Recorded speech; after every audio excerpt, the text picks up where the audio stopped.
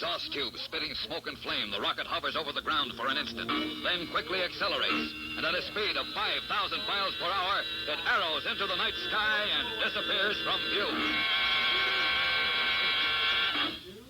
A few moments later, clear of Earth's atmosphere, Captain Strong calls his cadet crew down to the control deck.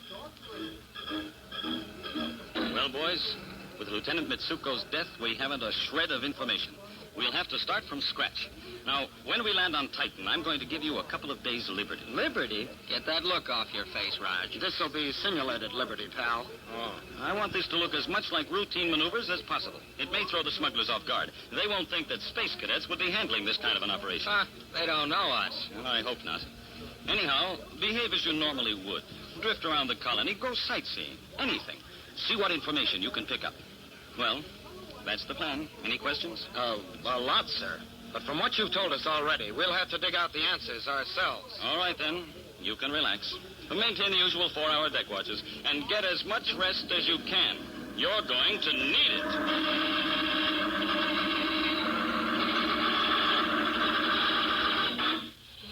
Titan control from rocket cruiser Polaris. Entering approach orbit. Open atmosphere resistor screens for landing. We'll touch down in 4 minutes.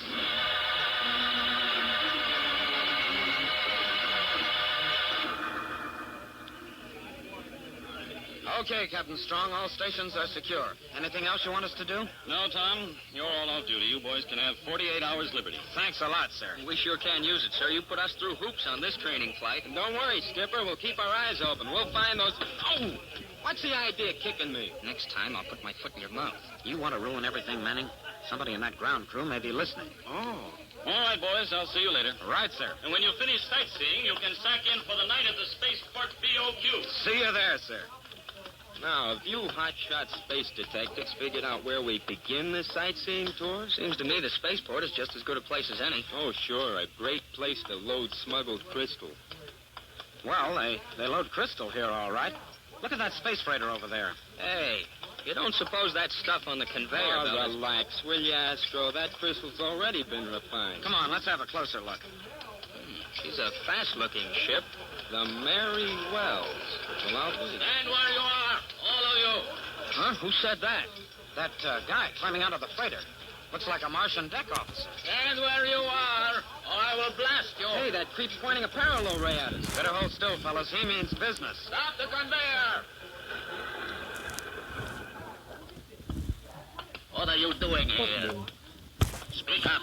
We've got as much right to be here as you have. Put that ray gun away, pal, or I'll bend it around your neck. Oh, so now I recognize the uniform. You are of the space cadets, the little boys who play a soldier. Hey, where do you get that little boy routine? Be still, or my ray will freeze your chattering mouth. Look here, what's the idea of pulling a ray gun on us? We weren't doing anything wrong. I do not take chances. Anyone who comes too close to me may be an enemy. But you, children, start the conveyor. Children? Why, I'll show that space... Oh, relax, Manning. Come on. What's the matter with you guys? You afraid of that parallel ray? We're not afraid of anything, pal, but there's no point in starting a fight with him. We won't learn anything that way. We won't learn anything anyway. Our first hot lead. Nothing but hot air.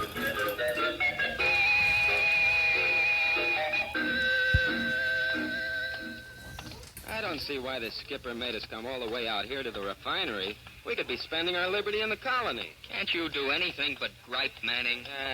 Skip it. Where do we meet Captain Strong? In the main refinery, down this hall. Hey, what's that up there? Looks like a conveyor belt. And look, it goes outside, straight out to those hills off to the west. But the cars are empty. They're returning for more crystal. The conveyor keeps rolling constantly, bringing more crystal in, and... Hey, look down there. Where the cars roll out of the plant. That fellow standing there, wearing the face mask. What about him? He's the joker we bumped into by that space freighter. The Martian deck officer who pulled the parallel ray on us. But he has a perfect right to be there. He ships all this crystal. He only transports refined crystal. Look, he's jumping into one of the cars. Hey, there's something fishy on Titan. You're right, he's up to something.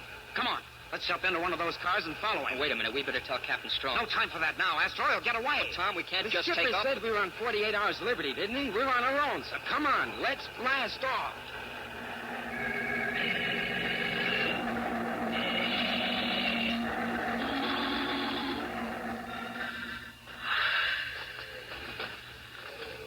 By the rings of Saturn, how far is that joker going? We've come miles since he jumped out of that conveyor. Which proves he's up to something. He sure is. Hey, keep your face mask on tight, Roger. I keep slipping on one side. What a crummy place. By the way, hello everybody. It's Goat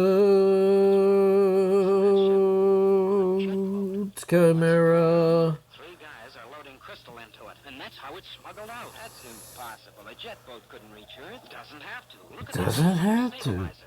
The Mary Wells. Hey, remember what Captain Strong told us this morning? About that list Lieutenant Mitsuko left? The Mary Wells reported losing a jet boat a few months ago. And she got a replacement. This is how she lost it. And the jet boat meets the Mary Wells out in space, is taken aboard, and carried to Earth. A jet boat. But the freighter's What? box were full. What does she do with the extra boat? Probably sends it down here to be filled up for the next trip. What an operation. And this is our chance to break it up. What do you suppose would happen if we stowed away aboard that boat? Well, what's the point in that? To prove the connection with the Mary Wells. We'd get aboard the freighter And then take over. take over. The 3 of us? A space freighter only has a crew of 5. Hey, now's our chance. Those guys are going into that space hut. What a break. How about it, Astro? Well, Oh, blast it. Okay, but it's against my better judgment. You won't think so when they pin the solar medal on you, Astro. Let's go, fellas. And spaceman's luck. Spaceman.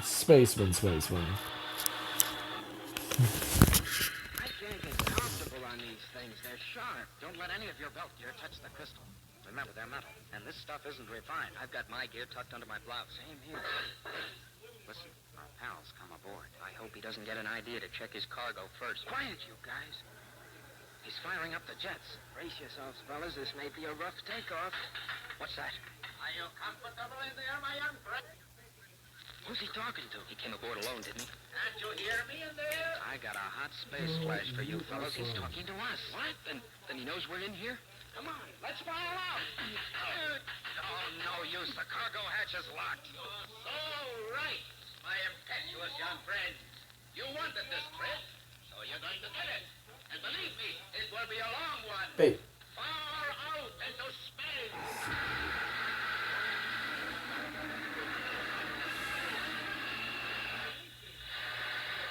We'll return to the exciting adventures of Tom Fine. Corbett, Space Fine. Cadet, in just a moment. I will go So grab stand you by. some crunchies. Silly baby. Fellows and girls, it's here at last. An exciting new prize for you. Brought to you by Kellogg's Pep. That's right. Free at no extra cost in every package of Kellogg's Pep. Yes, sir, everybody's excited about the new Magic Moving Picture Eye. A swell prize that you can get right now. This Magic Eye is a smooth, shiny plastic disc. When you hold it between your fingers and tilt it back and forth, the picture on the disc moves like magic. And you can get all different kinds of pictures. Pictures of movie stars like Bob Hope and William Holden of Paramount Pictures. And trains speeding down a track.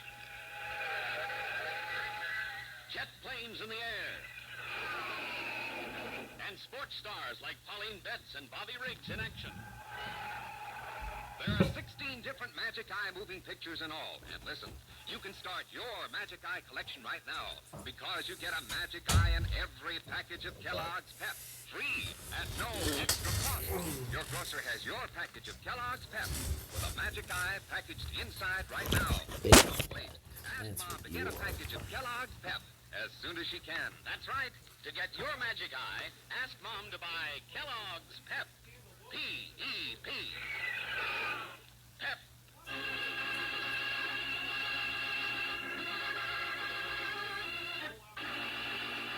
Trapped in the cargo compartment of the jet boat, the space cadets are being carried away from Titan. Carried out into the cold blackness of space where they know there will be no return. Crouched on the mass of smuggled crystal, they brace themselves as best they can, while the jet boat roars toward its rendezvous with the freighter. Hey, Astro. Roll over one of those chunks of crystals. A big one. Huh? What for? This is no time to ask questions. Come on. All right. Hey, what are you doing at this hatch anyway, Junior? Expect to open it with your fingers or something? No, but I've managed to rip loose some of the insulation around the hatch plate. That's a great help. Here's that chunk of crystal you wanted, Tom. Thanks, Astro. Now watch, Roger. And pray that my crystal can opener works. Something. Jupiter, of course. The crystal goes to work on the metal and we'll turn it into crystal, too. Right, on The crystallized metal will be brittle. Smash right through it. Is it working, Tom? Yes, slow. Awfully slow. And that rendezvous with the space freighter can't be too far off.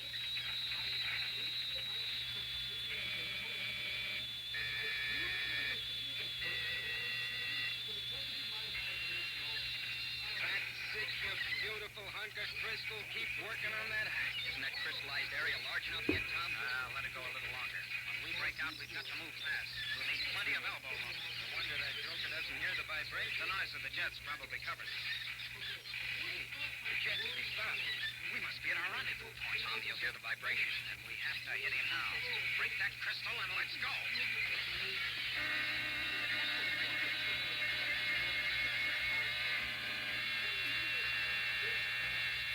You fools! Blind, stupid fool!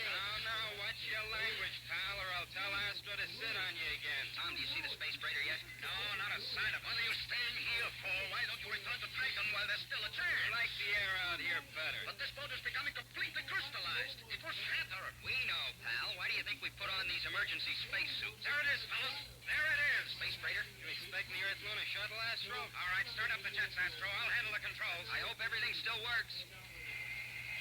Well, the jets are okay. And so are the controls. Here we go.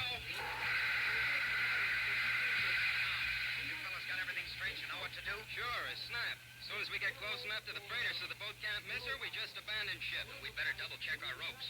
If we get separated out in space, we're in for trouble. What have we got now? Stand by the escape hatch, Roger. We're closing in on the freighter. I'm ready. You're crazy, all of you. You'll never get away with it. We'll drift in space until we die for lack of oxygen. That's the way we figure it. As soon as this boat hits the freighter, the crystal will start to work. Then there, Skipper, is a cinch to call for help. Okay, Roger. Astro, get your helmets on. We go overboard in 30 seconds.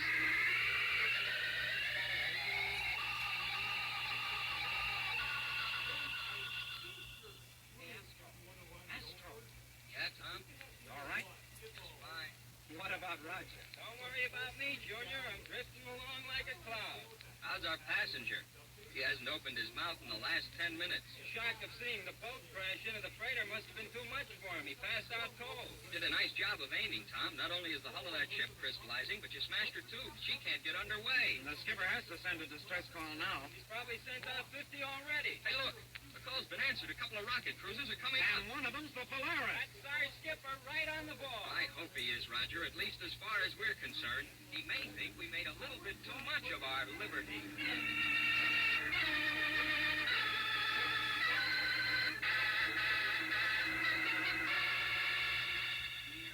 Boys, I honestly don't know whether to recommend you for the solar medal or to lock you for this crazy stunt. Well, Captain, why don't we just skip the whole thing? Well, maybe that would be best. But it's going to take some explaining. Captain Strong, did you learn anything from that man we brought aboard? Yes, he gave me the whole story. And you were right, Tom.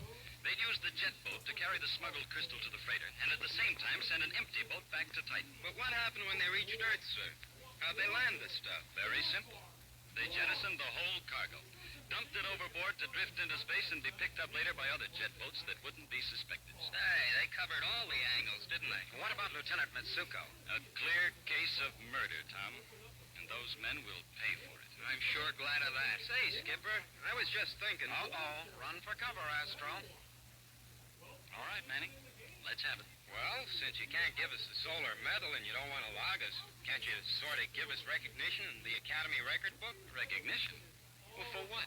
Why, for the way we hitched a ride on the Polaris. We're the first space hikers.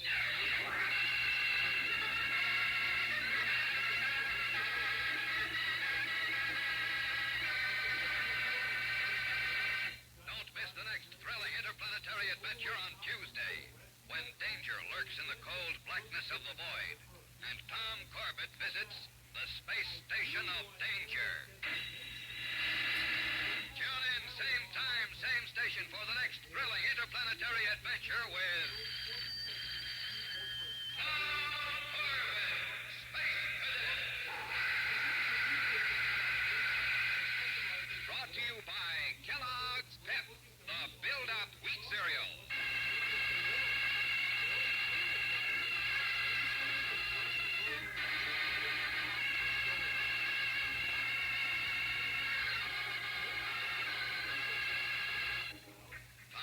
Space Cadet starring Frankie Thomas can also be seen on television and appears in the comic sections of many of America's leading newspapers.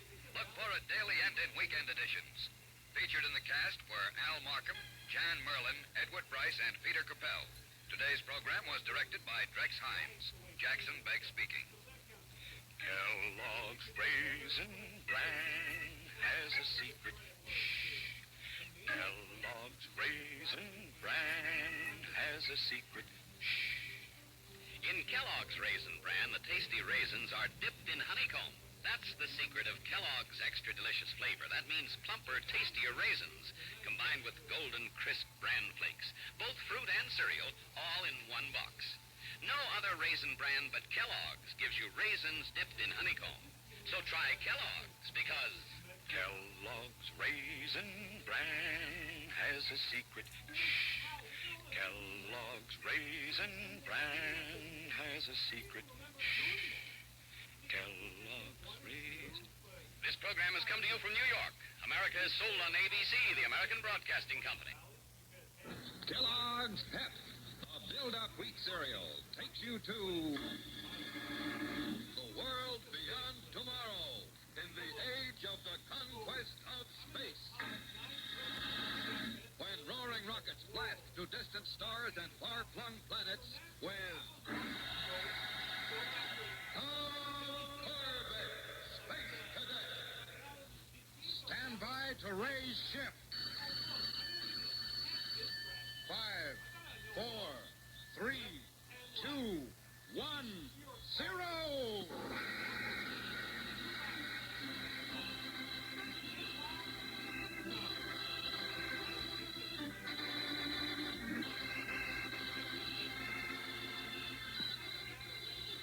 Chimes of the Tower of Galileo echoes over the campus of Space Academy, tolling the hour of 9:30. Dormitory windows slowly go dark as cadet units retire for the night. But light continues to stream brightly from Section 42B, the quarters of the Polaris unit. Inside, Cadet Tom Corbett, a tall, curly-haired boy of 18, is seated at the desk, dictating a letter into the audio writer. Nearby, Cadet Astro, the second member of the Polaris unit, listens intently to earphones clamped tightly to his ears as a study spool whirls in the study machine, droning out a lesson in astrogation. And the third member of the Polaris unit, Cadet Roger Manning, idly contemplates his collection of pinups. Cadet life is quiet and routine on the Space Academy campus. Suddenly, the dormitory intercom crackles into life.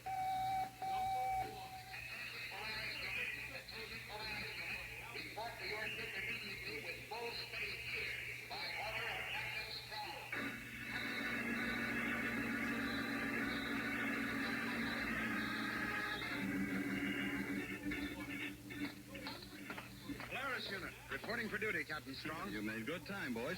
Just leave your space gear on the deck.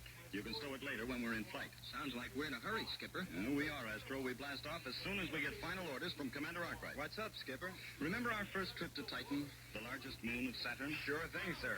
We escorted the first group of colonists there. You remember the strange Titan vegetation? Crystal? Living crystal? Who could forget it? Yeah. Every time it touched metal, the metal turned into crystal. Right. But at the same time, it was lighter and stronger than most metals now in use. I always thought it would be a good idea for our Academy scientists to work on that stuff. Make it useful. They have, Tom. They've succeeded in refining Titan crystal so that it can be used in place of metal. Hey, that's terrific, sir. The process isn't absolutely perfect yet. They've only been able to do it in small quantities, but in about a year, refined crystal can be turned out in volume for standard everyday use. A year isn't too long to wait for a thing like this. And it seems to be, for certain people. What do you mean, Skipper? Partially refined crystal is being smuggled out of Titan and brought down to Earth. Smuggled? Yes.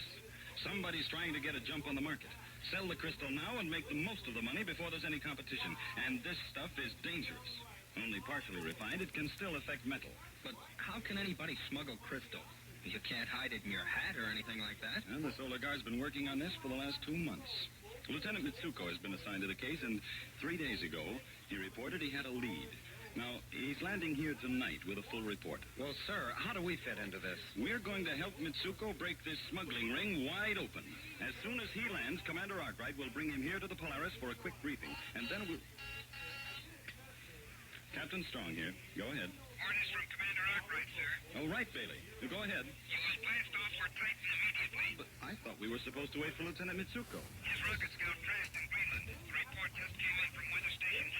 Do they know what happened, Bailey? Not very much, sir. Only that the wreckage of his rocket scout, from nose to exhaust tubes, was one mass of crystal. And Lieutenant Mitsuko? He's dead.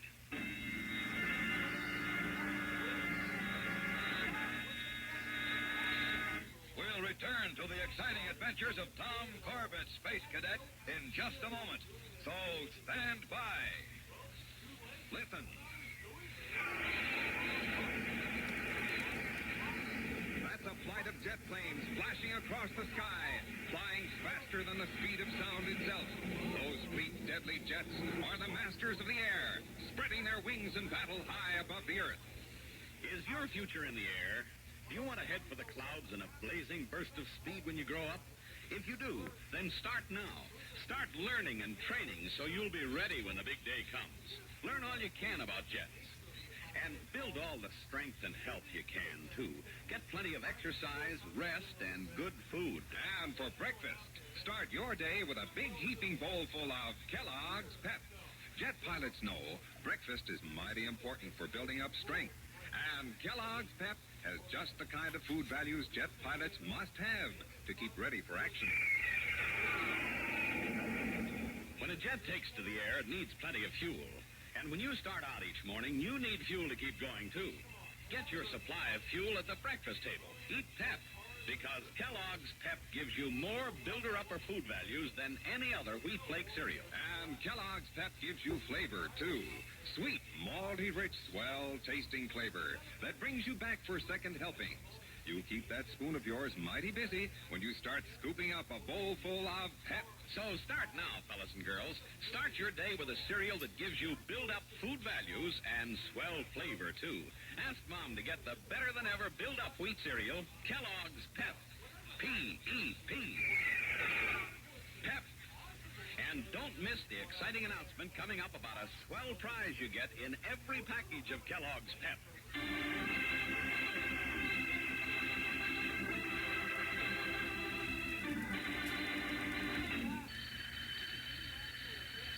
Attention, crew. Blast off in 30 seconds. Station check. Cadet Astro, power deck ready, sir. Cadet Manning, radar bridge ready, sir. Cadet Corbett, control deck ready, sir. As a lone, powerful spotlight from the spaceport control tower plays on the silvery hull of the rocket cruiser Polaris, Captain Strong and the Space Cadets prepare to blast off. Energize the cooling pumps. Pumps in operation, sir. Feed reactant. Switch in takeoff gyros. Gyros in, sir. Orders are snapped quickly. Controls are engaged. The ship begins to throb with the unleashed power of its rocket motors. And finally... Blast off minus 5 seconds. 4, 3, 2, 1, 0!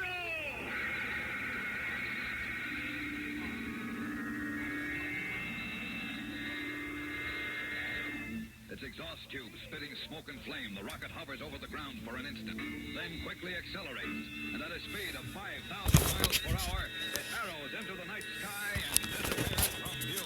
Hey, you silly man. Thanks for lurking. You know I love you. Later, clear of Earth's atmosphere, Captain Strong calls his cadet crew down. I hope you're doing all right tonight. I hope you're streaming real good. You know you're awesome, Dazed. Never forget that. I'm going to give you a couple of days liberty. Liberty? Get that look off your face, Liberty? Liberty, pal. Oh, I want this to look as much like routine maneuvers as possible. It may throw the smugglers off guard. They won't think that space cadets would be handling this kind of an operation. They don't know us. Well, I hope not. Anyhow, behave as you normally would. Drift around the colony. Happens, man. Happens. Dude, I've done that before. A lot, sir. But from what you've told us already... Oh, man. No, it's so good to hear from you. It's so good to see you, man. We need to play sometime. Meh. I would want to play tomorrow, but I need to get ready for Dungeons and Dragons. I gotta write some letters to the players. Gotta write some letters to the players. But maybe... We'll see. We'll see. No promises. But maybe we can play together. I don't know. That would be really nice. Anything else you want us to do? No, Tom. You're all off duty. You boys can have 48 hours liberty. Thanks a lot, sir. We sure can use it, sir. You put us through hoops on this training flight. And don't worry, Skipper. We'll keep our eyes open. We'll find those... Oh! What's the idea of kicking me? Next time, I'll put my foot in your mouth. You want to ruin everything, Manning?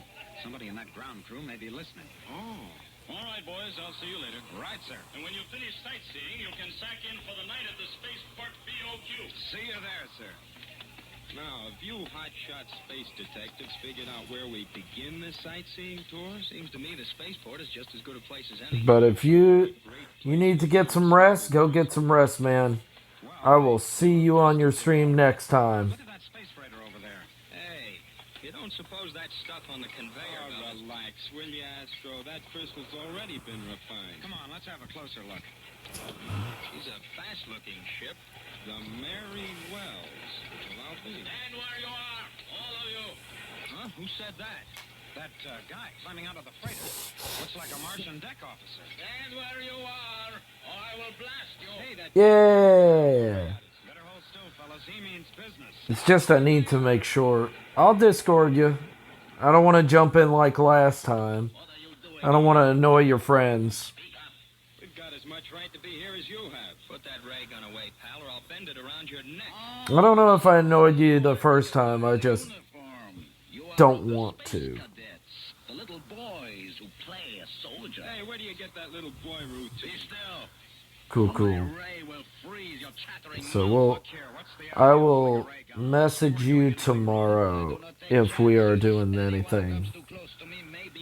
Because I've got Friday off. Oh, it's been such a weird week so far. Oh, relax, Manning. Come on. What's the matter with you guys? You're afraid of that parallel ray? We're not afraid of anything, pal, but there's no point in starting a fight with him. We won't learn anything. I mean, We won't learn anything anyway. what would you want to play, or do you want me to decide? I'm totally down for either one. I don't care. I don't see why the skipper made us come all the way out here to the refinery. We could be spending our liberty in the colony. Can't you do anything but gripe, Manning? Skip it. Where do we meet Captain Strong? In the main refinery down this hall. Hey, what's that up there? I mean, well, It's outside, straight out to those hills off to the west. we can play whatever. They're returning for more crystal I don't know what games you have, so I couldn't say. in and... We could play Red Dead Redemption 2 if you have it. That fellow standing there wearing the face mask. What about him? He's the Joker we bumped into by that space freighter. The Martian deck officer who pulled the We could play whatever you want, and if you want to just play Fallout 76, that's A-okay too. No judgments. There's something fishy on tight. You're right, he's up to something.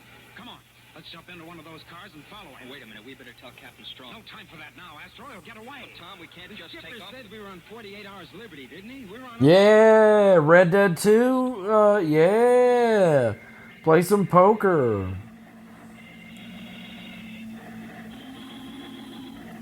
That'd be really cool. I would love to play some poker against D20. Kick his ass. I'll probably lose, but don't tell him that. Jumped out of that conveyor. Which proves he's up to something. I gotta have confidence. Hey, keep your face mask on tight, Roger. I keep slipping on one side. What a crummy place. Smells worse than the gas pits of Venus. Hold up, fellas. What's wrong? You see that ship? A jet boat. Well, what's it doing out here? 3 guys are loading crystal into it, and that's how it's smuggled out. That's impossible. A jet boat couldn't reach Earth. Doesn't have Yep. Their stabilizer. The Mary... And we gotta get all the stuff for it, so we can play some Red Dead, get most of the game done and stuff like that. That would be great. Then the jet boat meets the Mary Wells out in space, is taken aboard, and carried to Earth. Go the head of the class, Astro. But the freighter's boat locks were full. What does she do with the extra boat? Probably sends it down here to be filled up for the next trip. What an But yeah, as you can clearly tell, Dab. Away aboard that boat. Well, what's the point in that? Remember to dab on your haters, buddy. We get aboard the freighter and then take over. Take over? The three of us? A space freighter only has a crew of 5. How's our chance? Those guys are going into that space hut. What a break. How about it, Astro? Well, Oh, blast it. Oh, blast it. Judgment. You won't think so when they pin the solar medal on you, Astro. Let's go, fellas. And spaceman's luck.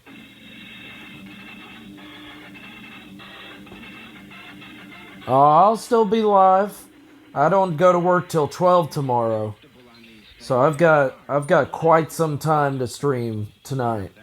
And this stuff isn't refined. I've got my gear tucked under my blouse. Same I know I'm boring, but we'll see. Al's come aboard. I hope he doesn't get an idea to check his cargo. Quiet, you guys. He's firing up the jet. I get it. Yourselves, fellas. I'm boring. Rough takeoff. What's that? So boring.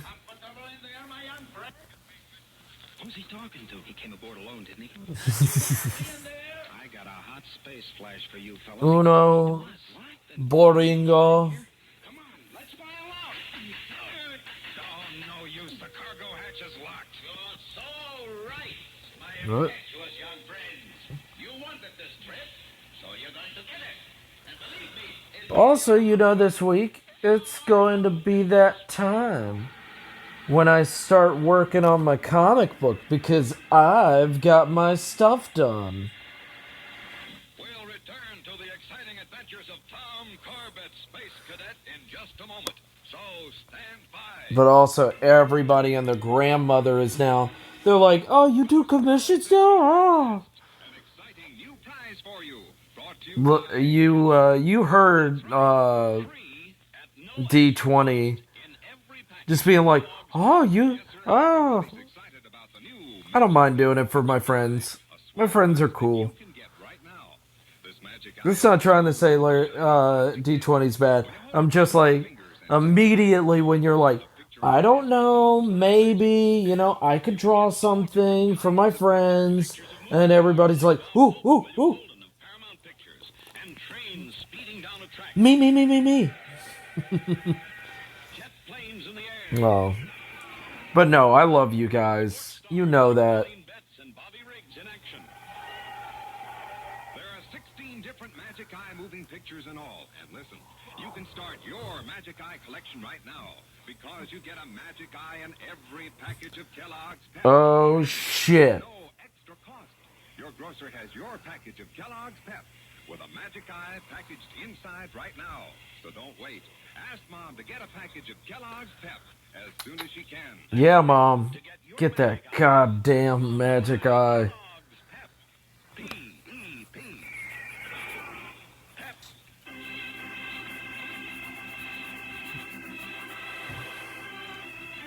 You better tell your mom, Dazed. Cargo compartment of the jet boat. The space cadets are being carried away from Titan. Carried out into the cold blackness of space where they know there will be no return. Crouched on the mass of smuggled crystal, they brace themselves as best they can, while the jet boat roars toward its rendezvous with the freighter. Hey, Astro, roll over one of those chunks of crystal. But I mean, I'd love to do more art for everybody. Ask questions. Come on. All right. Hey, what are you doing at this hatch anyway, Junior? Expect to open it with your fingers or something? No, but I've Yeah. some of the insulation around the hatch plate. That's a great help. Here's that chunk of crystal you wanted, Tom. Thanks, Astro. Now watch, Roger. And pray that my crystal can opener works.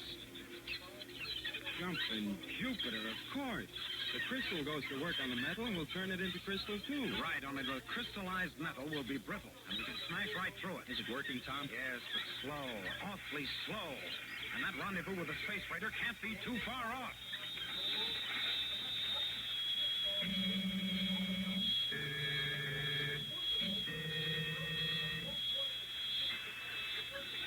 That picture, beautiful hunk of crystal. Keep working on that hatch. Isn't that crystallized area large enough yet, Tom? Let it go a little longer. When we break out, we've got to move fast. We'll need plenty of elbow room. It's a wonder that joker doesn't hear the vibration. The noise of the jet's probably covered. Hey, the jet, they stopped. We must be at our rendezvous point. Tom, he'll hear the vibration. And we have to hit him now. Break that crystal and let's go.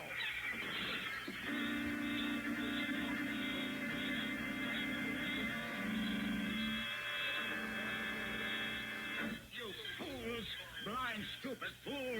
Now, watch your language, pal, or I'll tell Astro to sit on you again. Tom, do you see the space freighter yet? No, not a sign of it. What are you staying here for? Why don't you return to Titan while there's still a chance? I like the air out here better. But this boat is becoming completely crystallized. It will shatter. We know, pal. Why do you think we put on these emergency spacesuits? There it is, fellas. There it is. Space freighter? You expect the Earth Lunar Shuttle, Astro? All right, start up the jets, Astro. I'll handle the controls. I hope everything still works. Well, the jets are okay. And so are the controls. Here we go.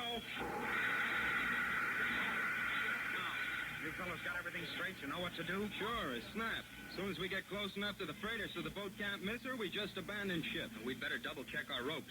If we get separated out in space, we're in for trouble. What have we got now? Stand by the escape hatch, Roger. We're closing in on the freighter. I'm ready. You're crazy, all of you. You'll never get away with it. We'll drift in space until we die for lack of oxygen. Not the way we figure it. As soon as this boat hits the freighter, the crystal will start to work. Then there, Skipper, is a cinch to call for help. Okay, Roger. Astro, get your helmets on. We go overboard in 30 seconds.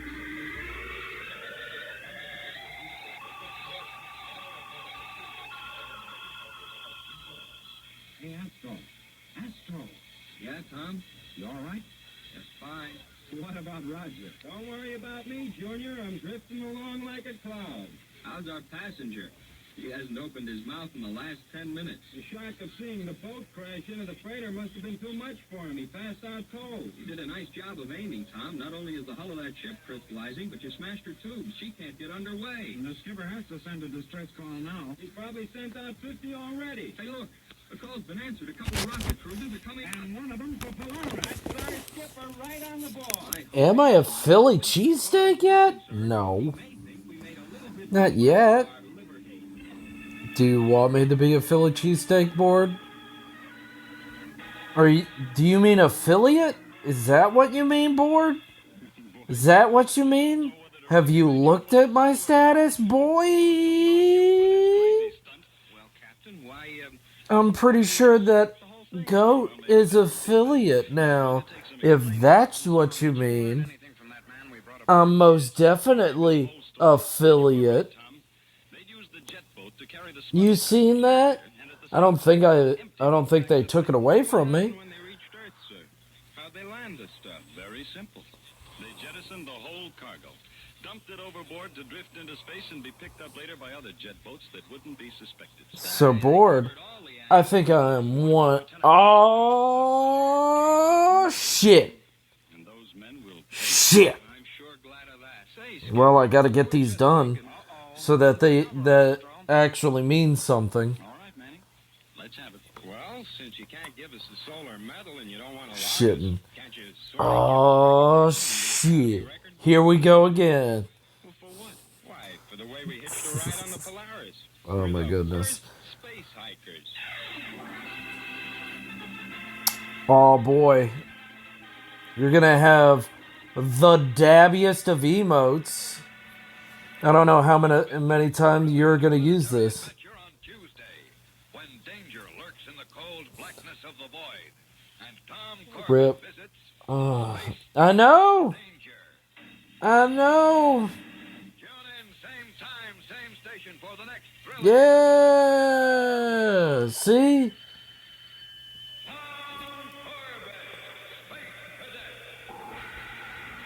You got it.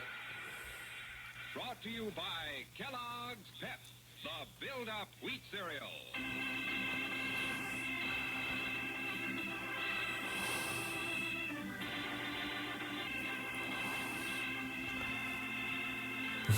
You're a goof flounder now. Yeah. And I've gotta make a founder's badge. Shit. Television and appears in the comic sections of many of America's leading newspapers. Look for it daily and in weekend editions. Fuck. Do I have to make make one? Board. Do I have to make one? Kellogg's Raisin Bran has a secret. Kellogg's Raisin Bran has a secret. You don't know? Raisin Bran, the tasty raisins are dipped in honeycomb.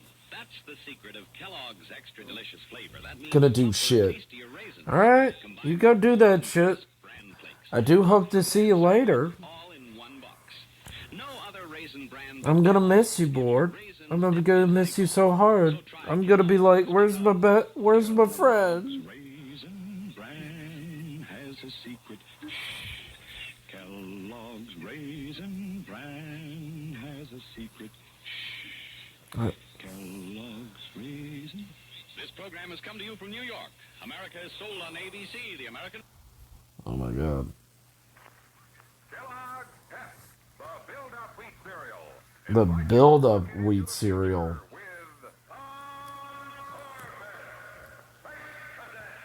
What? You don't care? You don't care? last off minus 5, 4, You ain't your bit. I ain't your boss. You are my boss, though. You just gave me like what, $2, I think. You gave me like what, $2? You are my boss. Don't lie. Don't lie.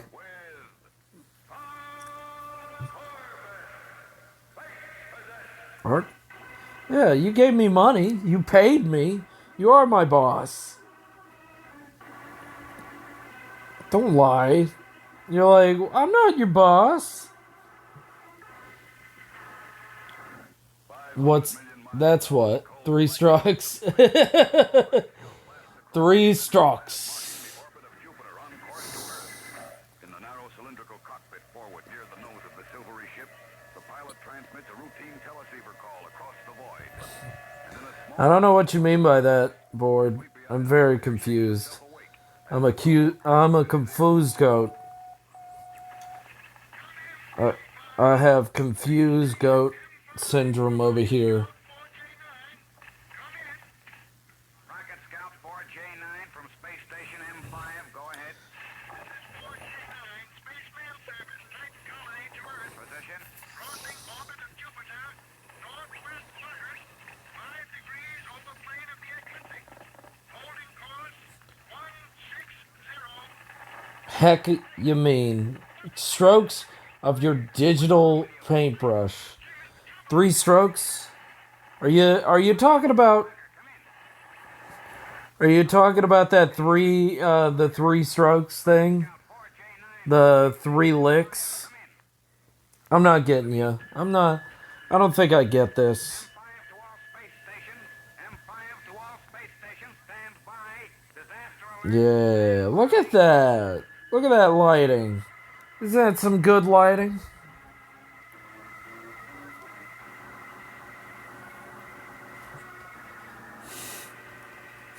$2 isn't a commission fee. 2 days ago,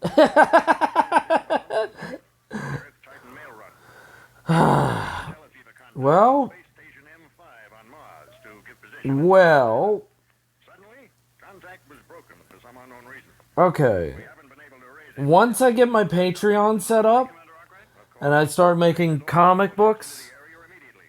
Even pulled rocket line. I mean, you can pay me as much as you want. I mean, Patreon can only take what, like 5%? It's only been 2 days, sir. I realize that. Or is it Indiegogo that takes less? I'm organizing a full-scale rescue operation. Which one takes less? Your cadet crew is experienced enough for an assignment like this? For the Polaris crew, of course, sir. It'll be a long and difficult search, Strong. Even dangerous. Don't worry about them, sir. Tom Corbett, Astro, and Roger Manning are the Don't you fucking worry about these people. teamwork and cooperation. They excel in. Oh, excuse me, Strong. I mean, that's up to you, man. But until I set up donations and stuff like that, bit drops and stuff like that, I gotta set up the bit drops. I gotta set up all of that, and then you can pay me as much as you want, boss. What's the charge? We're charged with fighting and wrecking the furniture in our dormitory, sir. I see. Well, Captain Strong, so this is your Polaris crew. Is this what you call teamwork, spirit, and cooperation?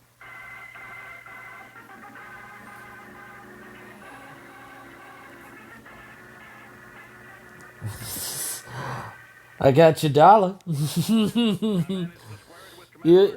You can pay me as much as you want, boss. That's the thing about Twitch is that you're my boss right now. You give me money. You give that tip jar if you make it overflow, you know. I'd be interested in something like that, Corbett. Well, Astro and Roger had a difference of opinion, and I tried to settle it, and Roger disagreed with me, and Astro disagreed too, and, well, I disagreed with both of them, and the next thing I knew that, well, the bunk fell on Astro and the table was knocked over, and you just tore your uniform, and Roger happened to grow that black eye. And Astro accidentally cut his lip. I guess so. All right. Now get this, all of you. The next time I catch the three of you fighting, I'm going to make earthworms out of you. You'll do all your rocketeering in the mess hall with a bucket and mop. You understand? Right, yes, sir. All right. Okay, well then go to sleep, my man. It's all right, boss man. Go to sleep. Get some rest. Get a nap in. The boss needs to go to bed. Boss Birdie over there. You got this, Board. Oh yeah, that's soft. Soft light.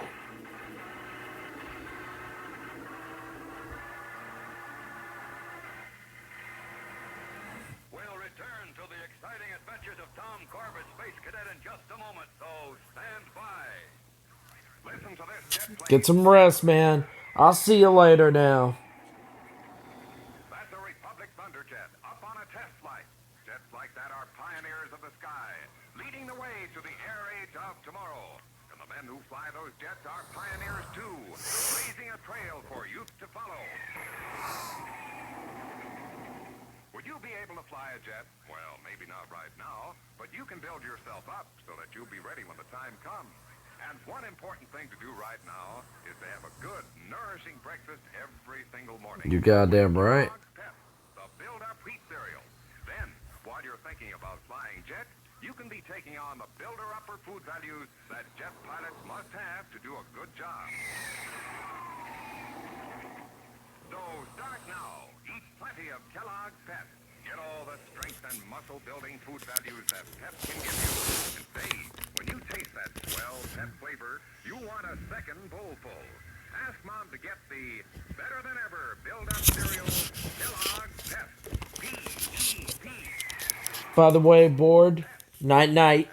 You get some rest now. In every package of Kellogg's Pep in just a few minutes.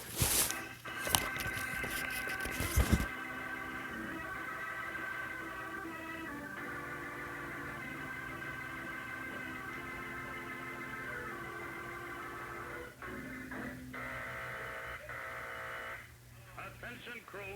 We've cleared Earth's atmosphere on course to asteroid belt.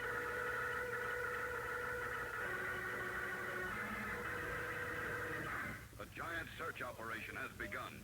The search through the vast reaches of space for a missing rocket scout. And now, as the rocket cruiser Polaris blasts through the void at full space speed, Captain Strong briefs his cadet crew. Now, according to the last report from Central Control, traces of reaction mass have been found near the asteroid belt. Mass that might have been jettisoned from Captain Parker's ship. Jettison, Captain? Or would there have been a leak in the hull? Well, that remains to be seen. In any case, the Vega, the Hydra, and the 3 rocket destroyers are already tracking down the mass. We're going to take a shortcut. What do you mean, shortcut, sir? Corbett, if you were on a rocket scout ship and developed trouble, what would you do? Well, if I couldn't repair it in space, I'd call for help. You need it. Cut that, Manning. Now, if your communications were destroyed, what would you do? Well, I'd try to set down somewhere and see if I could repair her. Right. Now, wouldn't it be logical to assume that that's what Captain Parker did? But where could he land, sir? The only space junk of any size around here is in the asteroid belt. Right, Astro. And we're going to go through the asteroid belt and look for him. Through it? Oh, brother, this is going to be rough. No, rough isn't the word, Manning, but I think it's our best bet. I guess you're right, Captain. If the ship can take it, we can, sir. All right. You can relax for a while now. Maintain your usual 4-hour deck watches until we reach our search position. I'm going topside to contact Commander Arkwright for further orders. And, by the way, in case you don't remember, Academy regulations won't go down shipboard. No fighting. Yes, sir. Lucky thing for you guys. What do you mean, Roger? That no fighting order. I'd like to wrap you guys up good. Oh, now listen, Roger. Have you still got that chip on your shoulder? Let's forget it. We were all off our orbit. No, Junior, only you. We're all in the same unit, so I have to ride along with you. But that doesn't mean I like... Why, you big sore... Hold it, Astro. Look, for the last time, Roger, you're making too much of this. Astro didn't mean what he said, and neither did I. So how about shaking hands and forgetting it? If Tom is willing, so am I. Fellas, I got a hot space flash for you. Go blow your jets.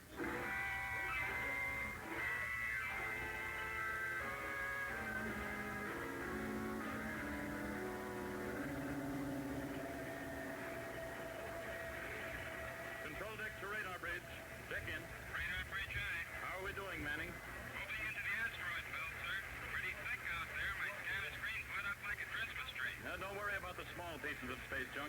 We can shed those. It's the big stuff we have to avoid. But don't worry, sir. I can play tag with these asteroids all day. Now, don't get smart, Manning. One of those chunks of iron can rip a hole in our side and tear us apart. End transmission. Now, Tom, call Astro. Tell him to cut down to 1/4. Aye, sir. Control deck to power deck. Power deck eye. Astro, cut space speed 1/4. We're going to cut straight across the asteroid belt. 1/4 space speed high. Tom, turn on the magnetoscope and watch every passing asteroid big enough to hold a spaceship. Aye, sir. We're taking a long chance on a slim hope. Radar bridge control deck. There's a big one bearing down on it.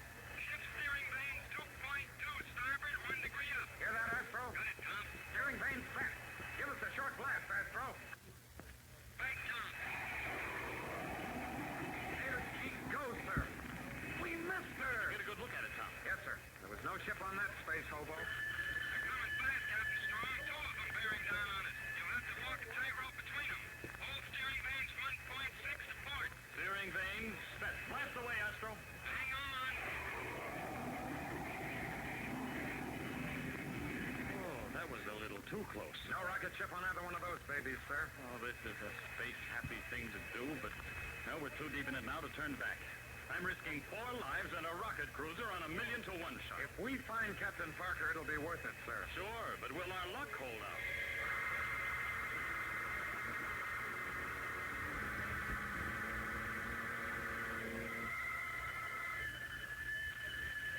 Radar bridge control deck. Here comes the daddy of them all. Swinger wide. 12.4 degrees to port. 5 degrees up. 12.4 degrees to port, 5 degrees up. Astro, don't spare the neutrons. A long blast this time. Hold tight. Opening up. Are we clearing it? Yes, sir. Hold on. Here comes another one. We can't touch this one. Brace yourself for crash. Brace yourself.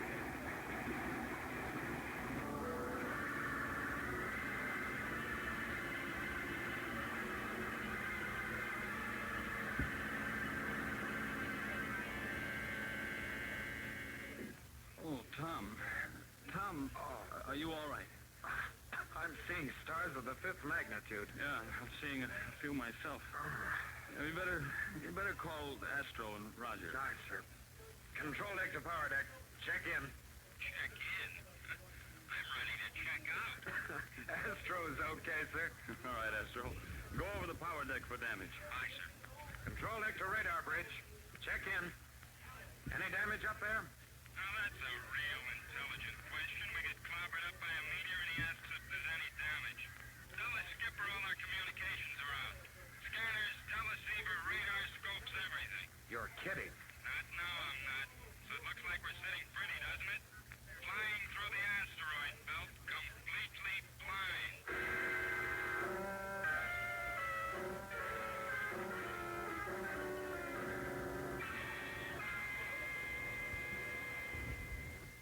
Well, boys, I've checked the ship completely. Outside of the blackout on the radar bridge, we're still in one piece. Yeah, but how about that blackout, sir? We're sitting ducks for every piece of space junk in the belt. Well, not since we've cut our power, Roger. We're drifting in a steady orbit now, along with all the other space junk. Chances are we won't be hit, unless we try to break out. Yeah, but if we don't break out, Skipper, we'll drift around in this junkyard forever. We can't even call for help. Well, the damage is to the antenna and the main power relay. The relay can be fixed up inside the ship, but the antenna means a trip outside on the hull. Oh, brother, nothing I like better than waltzing around in space. Well, start practicing right now then, Roger. You, Astro, and I are going outside. Tom, you'll stay in here and work on the relay. Aye, aye, sir. All right. Suit up, boys, and meet me in the airlock in 2 minutes.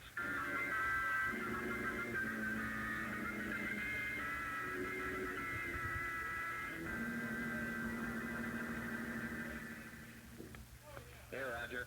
Let me help you with your helmet. Don't bother, I can do it myself. All right, hotshot. Have it your way. And listen, you be careful you don't fall off the hull. I don't feel like fishing you out of space. All right, boys. Now that you've got your fish bowls on, check your oxygen tanks for twice normal pressure. Oxygen check. Okay, sir. Okay here, too, sir. Right. Let's go. Open the portal, Astro. Inner portal closed, sir. Equalize pressure. Pressure equalized, sir. Open the outer portal, Manning. Aye, sir. Let's go. Hook up your static lines as soon as you're on the hull. And remember, keep your magnetic boots flat against the hull.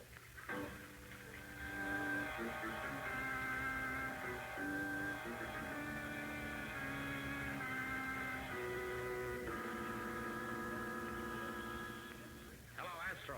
Manny, check in. What do you want, Junior? What's taking so long? What's going on out there, Roger? We're playing marbles with these pieces of space junk. Go back to your beauty nap and don't bother us.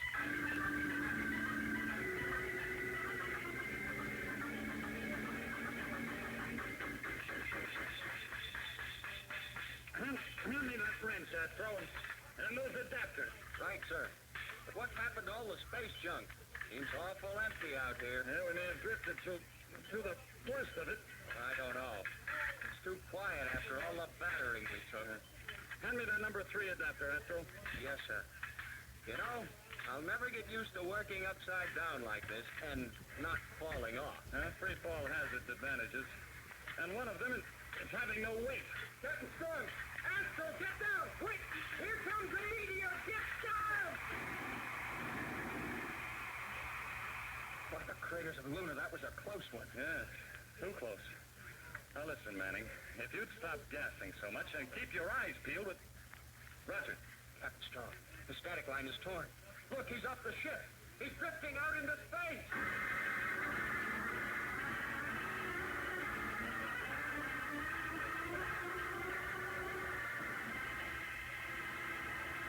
We'll return to the exciting adventures of Tom Corbett, Space Cadet, in just a moment, so stand by. It's here. Yes, it's here. A brand new, exciting new premium in every package of Kellogg's Pep. And it's waiting for you right this instant at your grocery store. That's right, boys and girls. In every box of Kellogg's Pep, there's a magic moving picture eye. The magic eye is a gleaming plastic disc. And right in the center, there's an exciting picture. When you tilt the magic eye back and forth, the picture actually starts moving. There are pictures of planes, trains, and TV and movie stars like Tom Corbett and Bob Hope of Paramount Pictures and The Bob Hope Show. Yes, sir. Every magic eye has a picture that's packed with famous people in action. You can collect as many as 16 different magic eyes. 16 different pictures altogether. So easy to get, too. There's one waiting for you now, free, at no extra cost, in every single package of Kellogg's Pep. You'd better start your collection today. Remember, for your magic eye, ask Mom to buy P-E-P. Pep.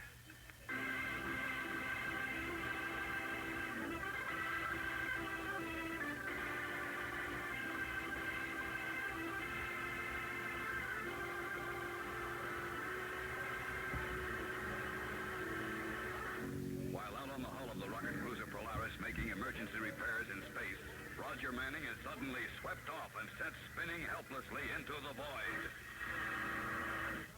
Look, Captain Strong. There he goes. Drifting down along the hull. Listen, Astro, call Tom. Quick. Tell him to bring out a body jet. Hurry. I'm going down to the fins. Maybe I can catch him. Right, sir. Hello, Tom. Tom, come in. Right here, Astro. How's it going? Listen, Roger's been knocked off the ship. He's drifting out in space. Great. Jumping Jupiter. Captain Strong wants you to bring out a body jet. Oh, no. By the time I suit up and get out there with a body jet, Roger will be out of sight. never find him. What else can we do? Wait. I've got an idea. I'm going to maneuver the ship toward him. Oh, what? Hang on out there. I'm firing up our rocket. Oh, brother. Spaceman's luck, pal.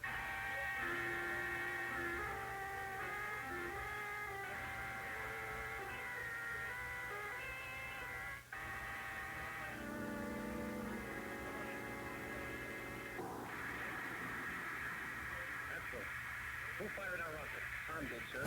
He's maneuvering the ship toward Roger. He figures it's Roger's only chance. That's risky. He might fry Roger in the exhaust flag. No, but maybe it's the better gamble. Better hold on, sir.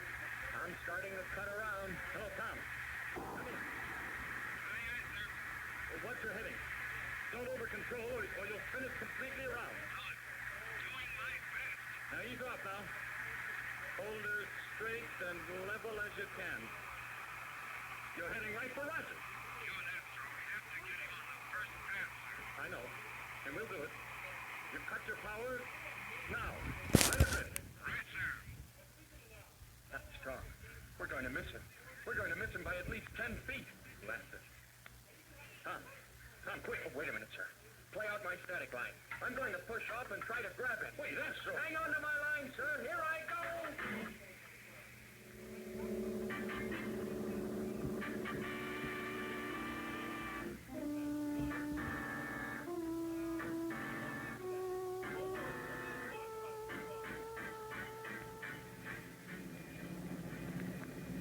How's Roger now, Captain Strong? Will he be okay? Yes, Tom, he'll be all right. Just suffering from shock. Those blood pills will fix him up fine. Hey, he's coming out of it. What's going on here? What am I doing in this bunk? You were knocked off the ship, Roger. Me? Uh-huh, and we had to fish you out of space. You're full of meteor dust. Well, it's the truth, Manning. If it hadn't been for Tom and Astro, you'd be a part of the asteroid belt now. Just another piece of space junk. Yeah, I suppose I would. And Tom and Astro, That's right, Manning. Now, you just rest there. I'm going topside and start plotting our course out of here. Tom, Astro, you stay with him. I don't need anybody staying with me. I'm okay. You're not getting out of that bunk. We need all personnel in top condition. But don't forget, we still have to find Captain Parker. I'll see you later, boys. You want something, Roger? No, well, tell me something. Yeah. What did we have that fight about? Uh-oh, here we go again. Does it make that much difference, Roger? No, that's what I was driving at. Doesn't make any difference at all. And, well, I'm not very good at saying these things, but what you guys did for me and all, Cut it out, will you, Manning? You'll have me crying. Yeah, relax and act natural, will you? Go blow your jet.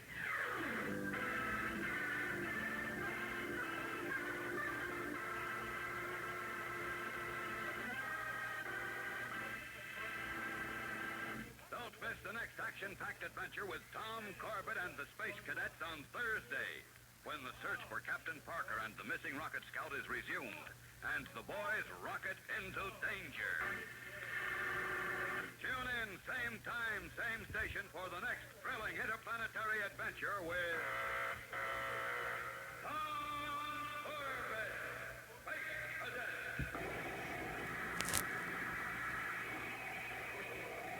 Brought to you by Kellogg's Pep, the build-up wheat cereal.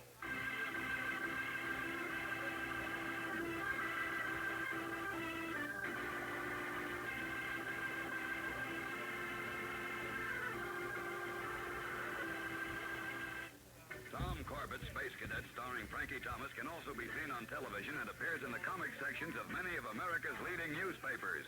Look for it daily and in weekend editions.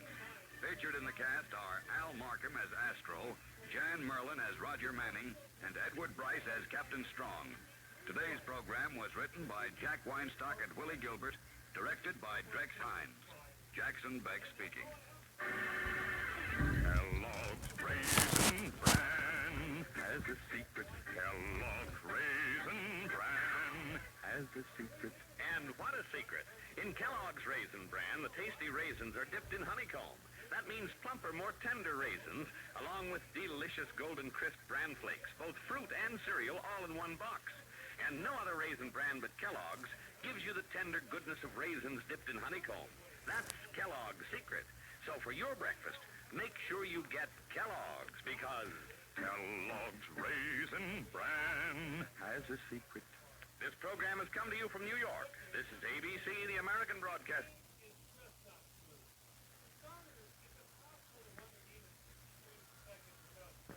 Kellogg's Pep, the build-up wheat cereal, invites you to rocket into the future with stand by to raise ship. Blast off minus 5, 4, 3, 2, 1, 0.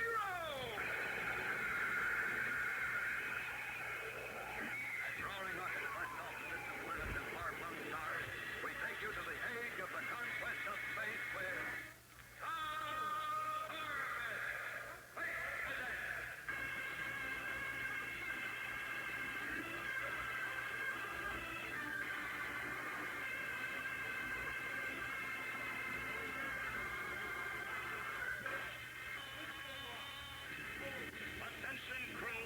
Attention crew, we are clear of the asteroid belt.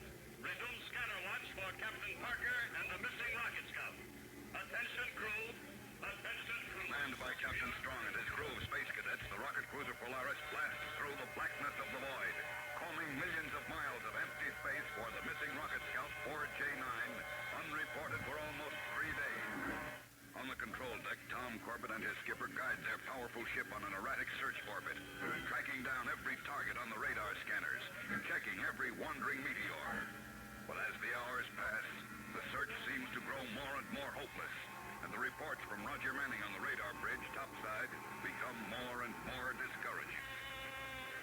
Radar bridge control deck. Control deck guy, go ahead, Roger. Nothing in this area, Tom, not even space dust. Did we cover this whole sector? Backwards and forwards and inside out. All right, stand by for Roger. Captain Strong, I heard him, Tom. Let me speak to him. Right, sir.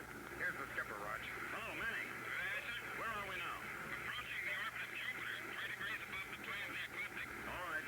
Rack up a new heading toward Ganymede and get it down to me. Aye, sir. 2 shakes of a spaceworm's eyelash. Radar bridge up. Tom, call Astro and tell him to cut speed to 1/4. Aye, sir. Control deck to power deck. Check in. Power deck, aye. Ease her off, Astro. 1/4 space speed. We found anything? No, Astro. Preparing to change course. Okay. 1/4 it is. 1/4 as ordered, Tom. Right. But listen, Tom. What? How long are we going to look for this? This is an awful big haystack. I know. But I guess we'll search until we're sure of one thing. What's that? That Captain Parker is either alive or dead.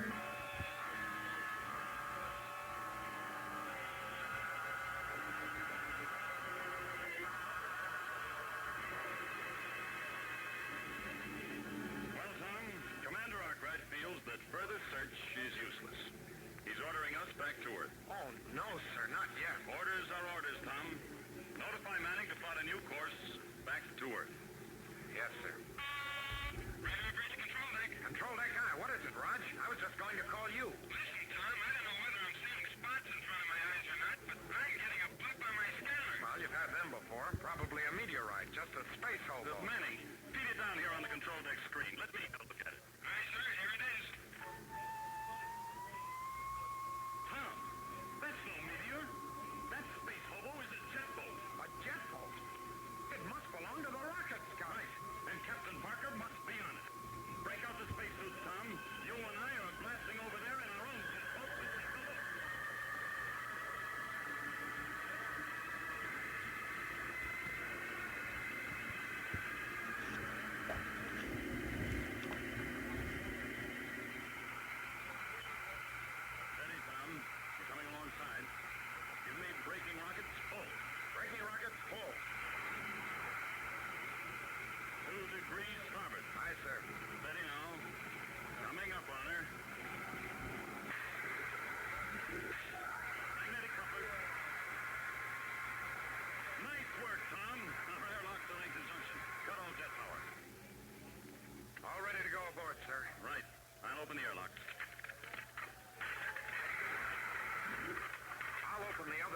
sir. Right.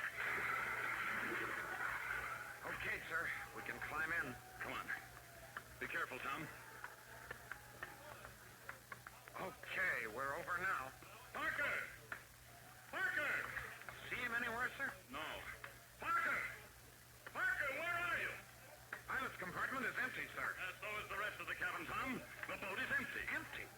Then what happened to Captain Parker?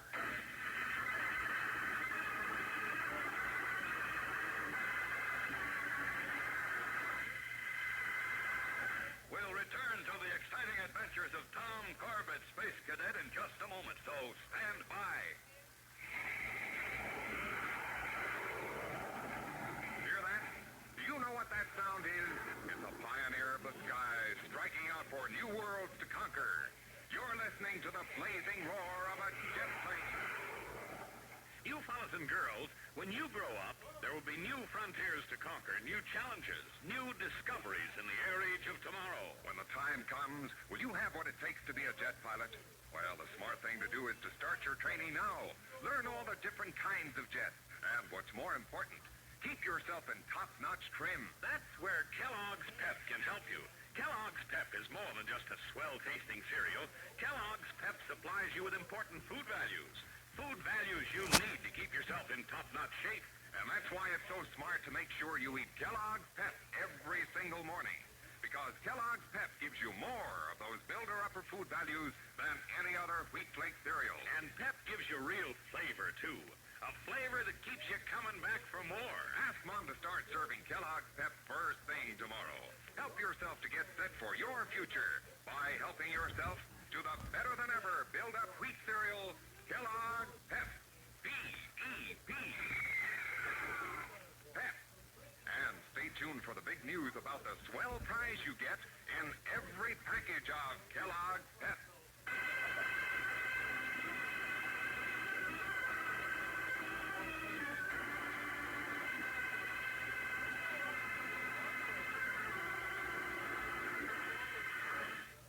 Searching through the endless darkness of space for Captain Parker and the missing rocket scout 4J9, Captain Strong and the Space Cadets have finally found his emergency jet boat, drifting aimlessly near the orbit of Jupiter. But when Tom and Captain Strong board the boat, they find it empty. What do you suppose could have happened to him, Captain Strong? Think he abandoned ship? No, not at all. As a matter of fact, I don't think Parker ever blasted off in this boat. What? The food lockers are still full of emergency rations. Well, there's water in the tanks. The oxygen supply is full. Then maybe the boat was launched by accident. No, hardly. The controls are set for automatic flight in what looks to me like a wide orbit around Jupiter. Then Parker simply jettisoned the boat? Yes, but for a reason, of course. He was leaving it as a sort of marker or signpost. Hey, not bad. But then he should have left some kind of a message. Oh, he did. Right here on the control panels in the logbook. What's he say?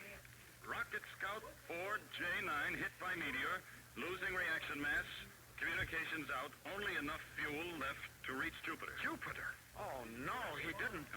Only chance will be he crash landing on surface of Jupiter, leaving jet boat and message, praying you will find me, signed Mitch Parker, Captain, Rocket Scout 4J9. What a choice he had. To die in space or land on Jupiter, the worst planet in the whole solar system. And this message is dated 4 days ago, Tom. 4 days? He could never survive on Jupiter that long. No, if he even reached it. Well, come on. Let's get back to the Polaris. We've got some heavy blasting to do.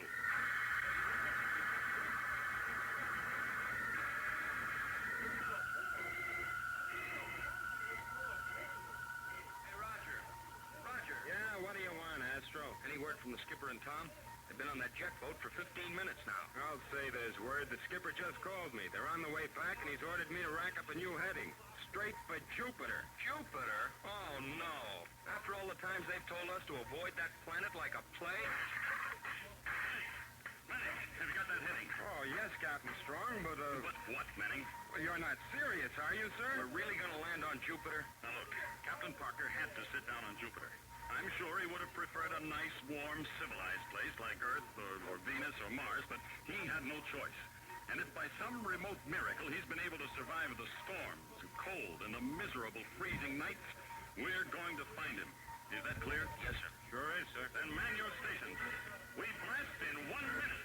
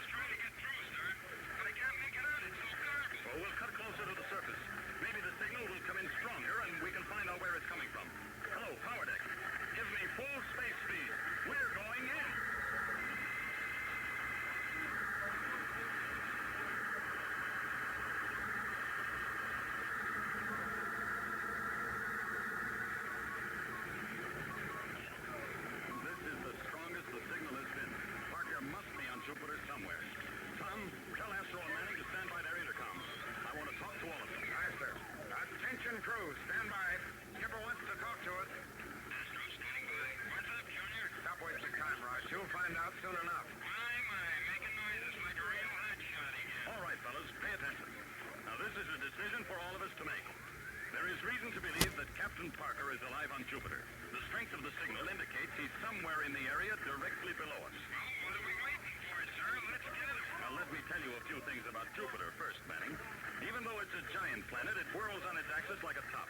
Now, this action creates storms that make our hurricanes on Earth seem like spring breezes. After listening to Manning, sir, big winds never bother us anymore. Very funny. Now, pay attention. This is nothing to joke about. The days are only 6 hours long, and it's plenty cold. But when night falls, it becomes so cold that no living thing can exist on its surface for more than 20 minutes. Nice friendly planet. Now, I'm not through yet. Gravity on Jupiter is 2.5 times that of Earth. So every step you'll take, you'll feel as if you're dragging a ton of plutonium. And finally, the atmosphere is full of noxious gases, methane and ammonia. Now, what do you say? Only one thing I can think of, sir. When do we land? Do you all feel that way? I always wanted to pick up some weight. I gained 300 pounds in no time. How about you, Manning? You need help in keeping these jokers out of trouble, sir. Count me in. Thanks, boys. Then stand by for landing. Ready or not, Jupiter, here we come.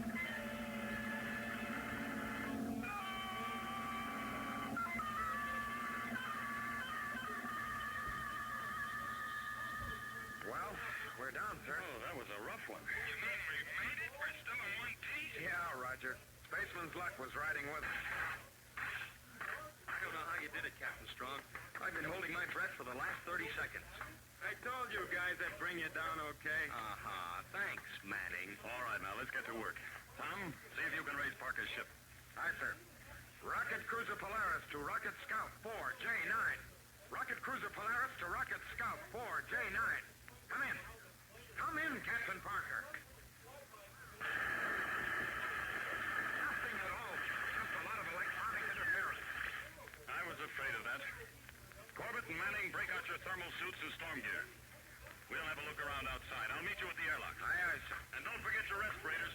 You won't last 30 seconds in this methane and ammonia atmosphere. Captain Strong, what about me? Somebody has to stay aboard the ship, Astro, and you're it. How do you rate all these soft jobs, Astro?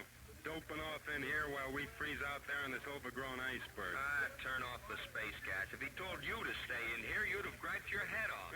Blow your jets. The skipper's taking me along because he wants to be sure of finding Captain Parker, that's all. Manning, your hot air should raise the temperature of Jupiter enough to make it a tropical paradise. Go on now, blast off.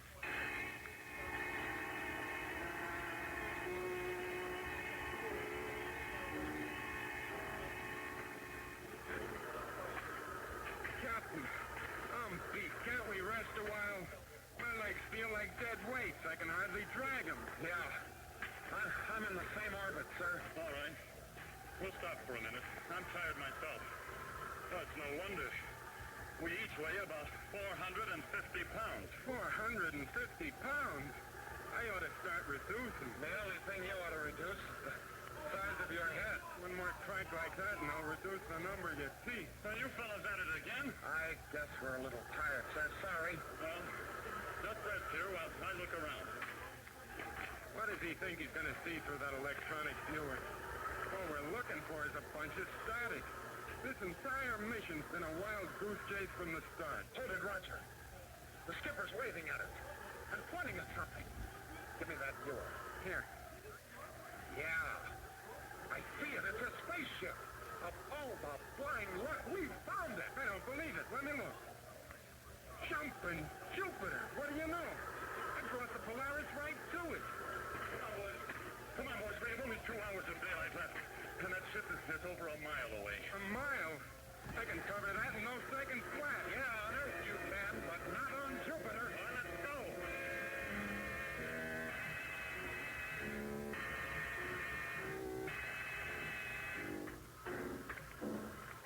Here we are, boys. We made it. I don't see how. Me either. Now, give me a hand here. I got to open the airlock. Come on, Rog. Crack away. Some of this ice. Yeah. But a little more on this side, boys, and the airlock will be free. I've got it. All right. Now, let's hope it'll open. There it goes. Play this side, quick. And don't fall or on you, Junior. Let's get out of this cold. Outer portal cleared, sir. I closed it. I've equalized the pressure. Pressure system sounds like it's in good shape. So the hull isn't sprung. Thank goodness for that. Pressure equalized. All right, boys. You can remove your masks now, and let's go. These scouts aren't very big. We won't have far to look. All right, this way. The pilot's compartment is up forward. Look at all those sacks of mail. An awful lot of people aren't going to get letters. No, we'd never be able to transfer all this stuff ourselves. Tom, give me your space light, quick. Oh, here you are, sir. Hey, look! On the floor of the flight compartment. Why, it's Parker. He's not moving. Great Ganymede, is he? Oh, he's still alive, Manning, but he's in a bad way. We gotta get him back to the Polaris. Oh, we can't carry him. Not under this gravity. Come to, somehow. On the ball, fellas.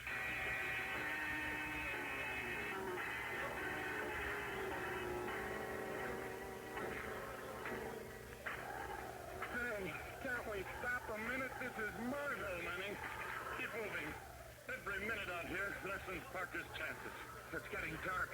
Awfully fast, Captain Strong. That's another reason to move. No one can survive out here at night. Now get rolling. Hey, what's that? Captain Strong. Look! Up there on top of those mountains. I must be seeing things. The mountains are blowing this up. It's the hydrogen in the methane atmosphere, uniting with the sodium in the mountainside. The ground! It's moving! An earthquake! Get down flat! Quick! No, don't. You'll never get up again. Come on, both of you. Get in a huddle. We'll lean on each other and brace ourselves. It's our only chance.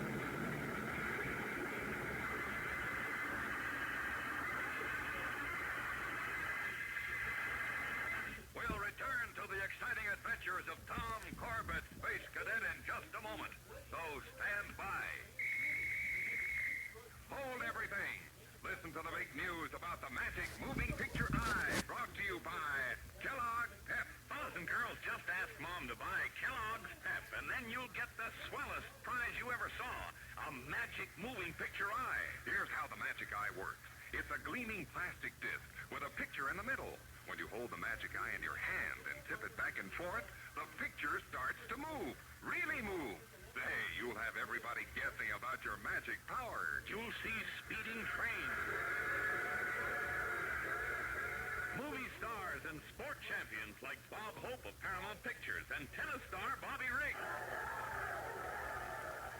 And pictures of your TV favorites like Tom Corbett. 16 different pictures all together. And best of all, listen to this. To get your magic eye, you don't have to send in. You don't have to mail any box tops. Your magic eye is waiting for you right now at your neighborhood grocers. That's right. There's a magic moving picture eye packed in every box of Kellogg's. Raid! What are you two up to? What are you two up to? Goodness, Josh. Goodness, Goat. Jeebus. Christmas Crunch. What you guys up to?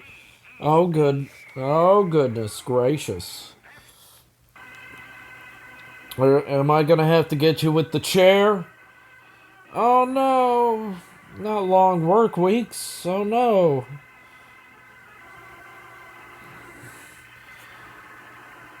Not long work weeks.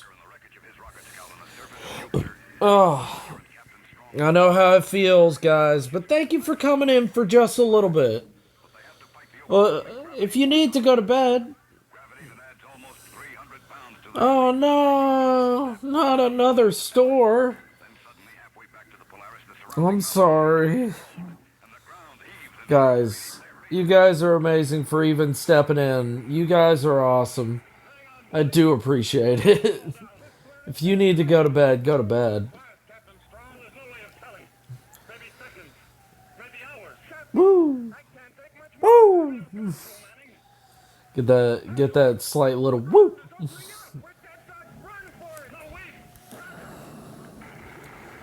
Yeah. Yeah. Just doing my usual. Almost done with these. And once I'm done with them, you guys will be using them. It'll be too much fun.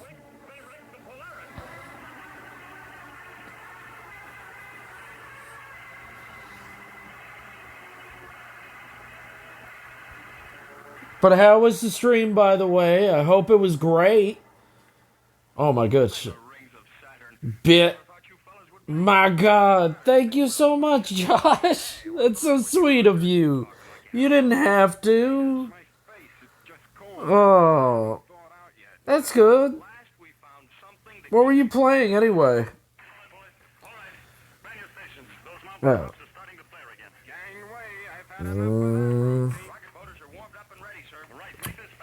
Bam, bam.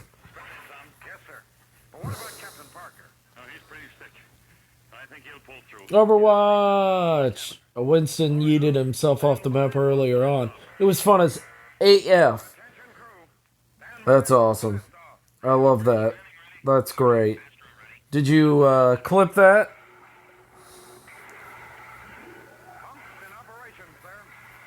Because if you clipped it, that would have been hilarious as hell. That would have been a comedy gold. Just yeet. Gone. Goodbye. Nice. Nice. Send it to the Discord. I will watch it. I will laugh. I will probably laugh. I'll be like, oh my God.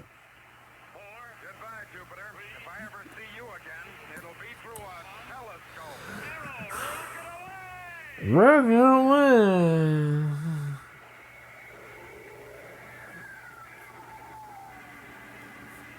Oh man, you guys are great.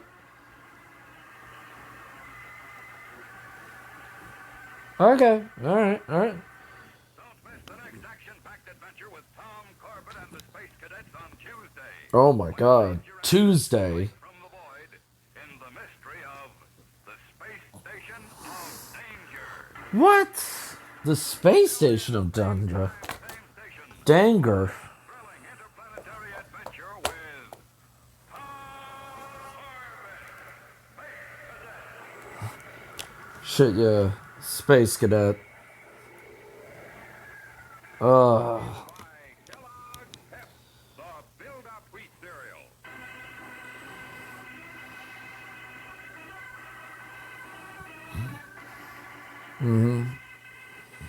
Tom Corbett, Space Cadet, starring Frankie Thomas, can also be seen on television and appears in the comic sections of many of America's leading newspapers.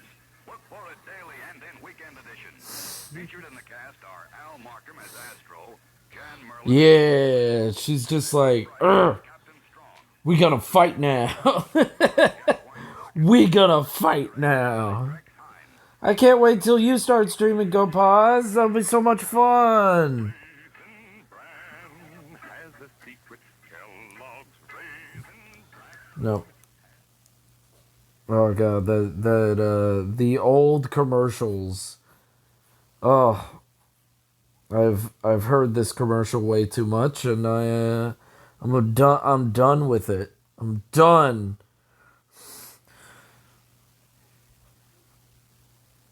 Oh, it'll be so good. It'll be so good. But since I've told people that I might be starting to open commissions, tentatively, being like, oh, if I can get my work done and stuff like that, I want to make sure that everybody, I can get my work done and I can do it. Maybe I could do that. And then everybody and their grandmother's like, you do commissions? I want a commission. Yeah.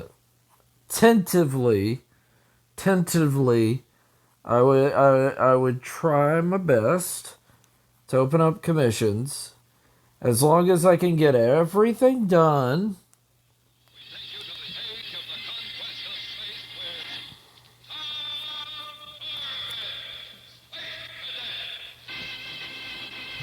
If I can get everything done, yes, commissions will open.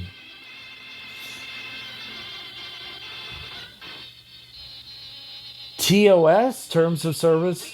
Make a solid TOS first. A terms of service first. Like, no dirty stuff. Like, be like, no, You naughty people.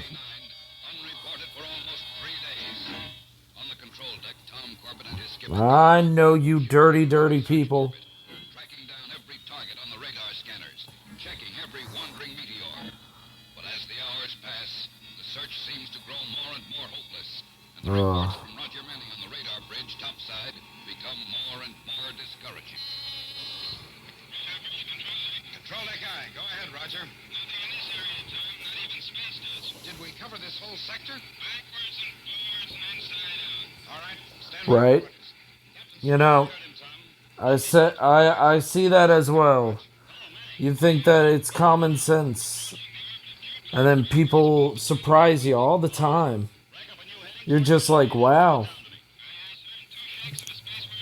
Human intelligence. Aye, sir. Control deck to power deck. Check in. Gears are off, Astro. 1/4 space speed. No, Astro. Preparing to change course. Okay. 1/4 it is. 1/4 as ordered, Tom. Right. Listen, Tom. What? How long are we going to look for this needle? Space is an awful big haystack. I know. But I guess we'll search until we're sure of one thing. Right? You could make bank doing YCH or designing clothes for OCs. YCH. Please elaborate. Please elaborate. Commander Arkwright feels that further search is useless. He's ordering us back to Earth. Oh, no, sir. Not yet. Orders are orders, Tom. Notify Manning to plot a new course back to Earth. Yes, sir. Radar bridge control deck. Control deck eye. What is it, Raj? I was just going to call you. Listen, Tom. I don't know whether I'm seeing spots in front Your characters here? Oh yeah, I've seen those. Those are silly. Those are very silly. on the control deck screen. Let me have a look at it. Aye, sir. Here it is. People love that. People be like, oh my god. Space hobo is a jet boat. A jet boat? It must belong to the rocket scout. Right. And Captain Parker must be on it. Break out the spacesuits, Tom. You and I are... Break out the space boots, boys.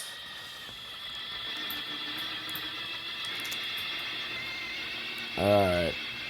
Alright, this is gonna be tricky. Steady, Tom. We're coming alongside. Give me braking rockets full. Braking rockets full. Yeah. 2 degrees starboard. Aye, sir. Steady now. Coming up on her.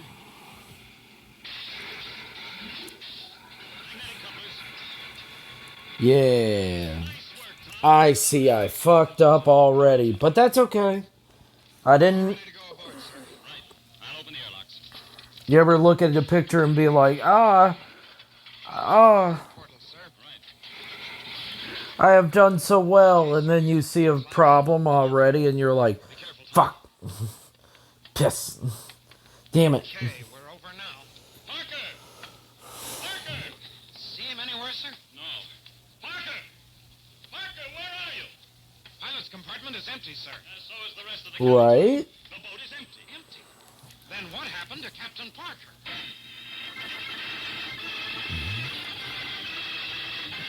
Nice. We'll return to the exciting adventures of Tom Corbett, Space Cadet, in just a moment, so stand by. Hear that?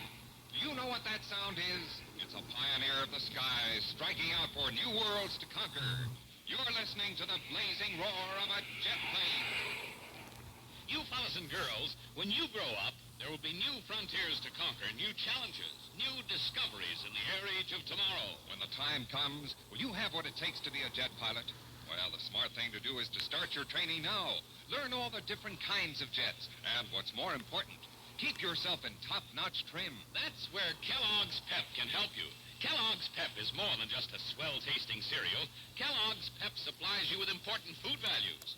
food values you need to keep yourself in top-notch shape. Kellogg Pep, you're putting me to fucking sleep. How about that? So you published it somewhere? Oh, goodness. So you got OCs and all that. Yeah, people pay to be on that. That's cool. Why am I so tired? I guess I did wake up at 10.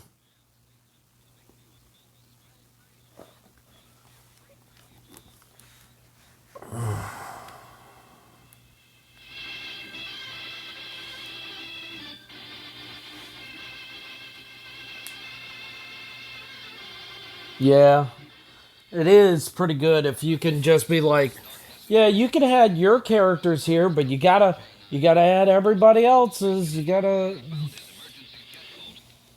I'll make a big old picture with swimsuits and everything, but you gotta pay for your slots.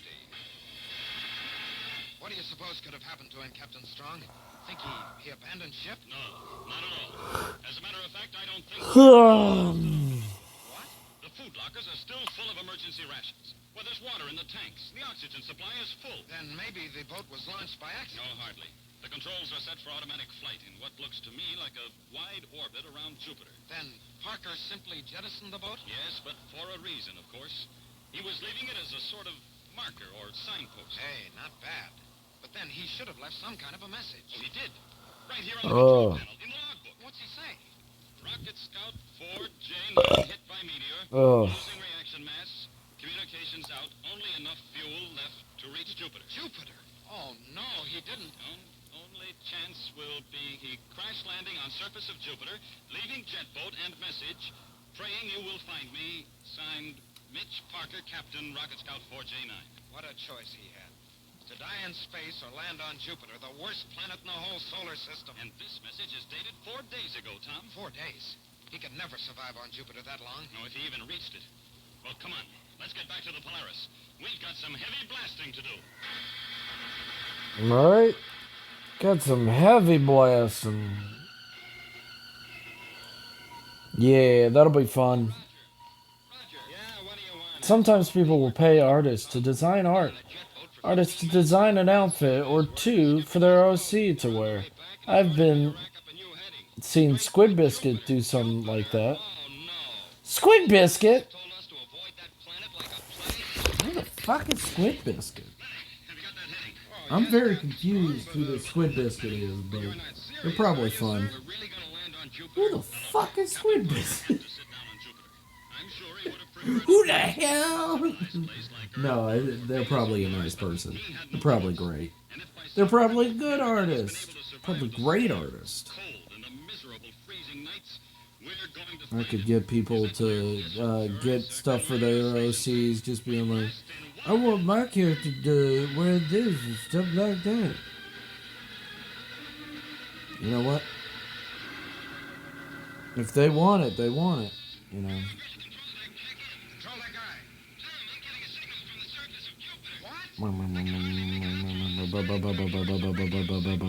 This is Captain Strong. Feed it down here, quick. Just doing the usual. Just doing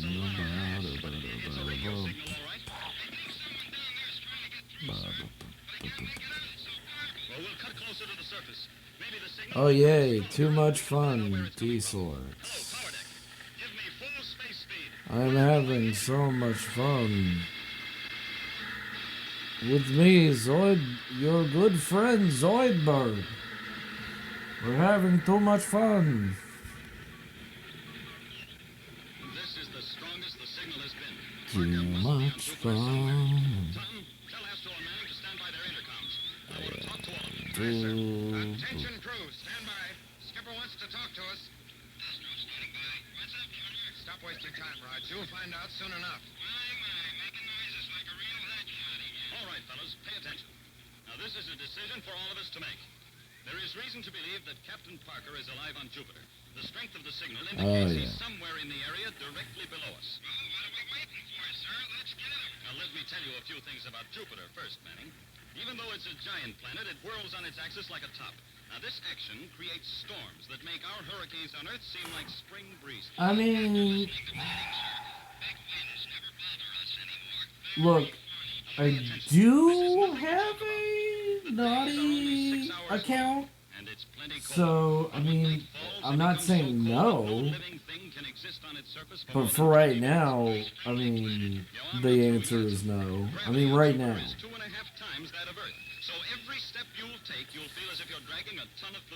I can draw naughty stuff. I mean, I'm not hating on it. I just, this is what I'm drawing right now. Oh my dear God, I am so sorry, guys. Really am. Really am. Oh. Thanks, boys. Then stand by for landing. Ready or not, Jupiter, here we come. I do need to learn the drop feet song. Those putsies. Those little putsies. Yeah, Roger. Spaceman's luck was riding with us. I mean, your art's really good, though. Don't put yourself down. I think your art's real awesome.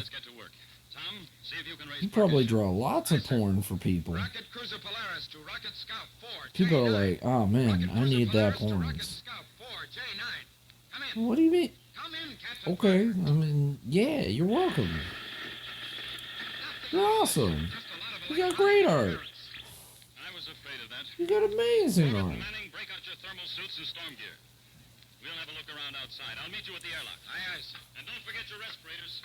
I mean, 30 seconds in that methane and ammonia atmosphere. Captain Strong, what about me? as far as I know, you've got great art because I've only seen some of your work. As far as I know, I mean, the rest of your work could be horrible or bad. I mean, I don't know.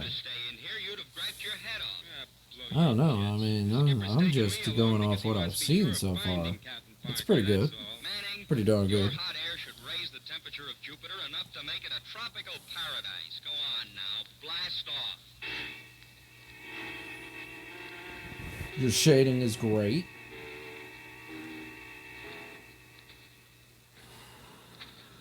Captain, I'm beat. Can't we rest a while?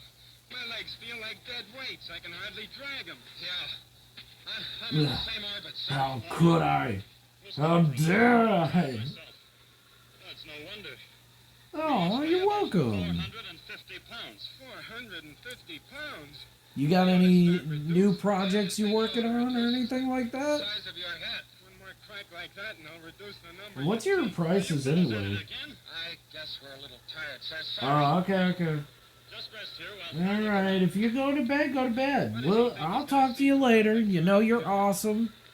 Don't stop being awesome. Keep it up. Keep the work going. I believe in you. The skipper's waving at us and pointing at something. Give me that fuel. Here. I see it. It's a spaceship. Get some rest now. We found it. Night night. I'll talk to you later. Jupiter. What do you know? I brought the Polaris right. I will. I will have a great stream, and you have an amazing time with Josh. Keep him safe. He's a precious little nugget. Keep him safe.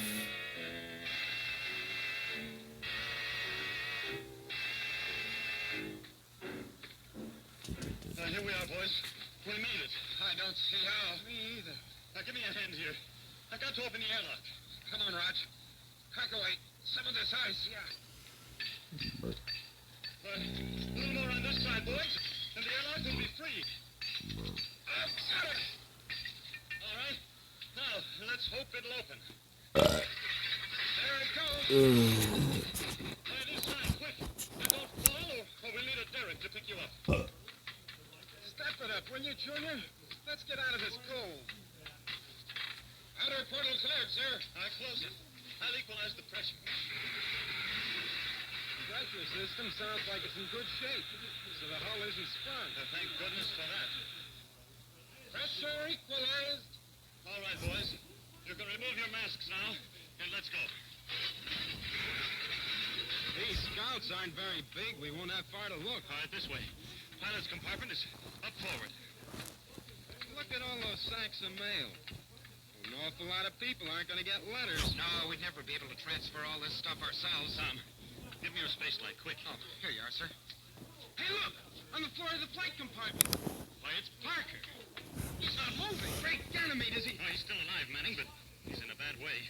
We've got to get him back to the Polaris. Oh, we can't carry him. Not under this We've gravity. got to, somehow. On the ball, fellows.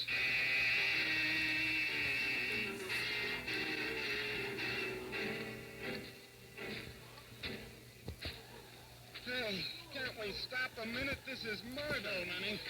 Keep moving. Every minute out here lessens Parker's chances. It's getting dark. Awfully fast, Captain Strong. But that's another reason to move. No one can survive out here at night. Now get rolling. Hey, what's that? Captain Strong. Look! Up there on top of those mountains. They must be seeing things. The mountains are blowing their tops. It's the hydrogen in the methane atmosphere, uniting with the sodium in the mountainside. The ground! It's moving! An earthquake! Get down flat! Quick! No, don't! You'll never get up again. Come on, both of you. Get in a huddle. We'll lean on each other and brace ourselves. It's our only chance.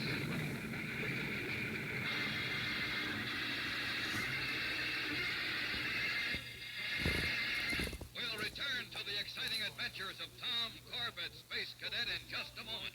So stand by. Hold everything.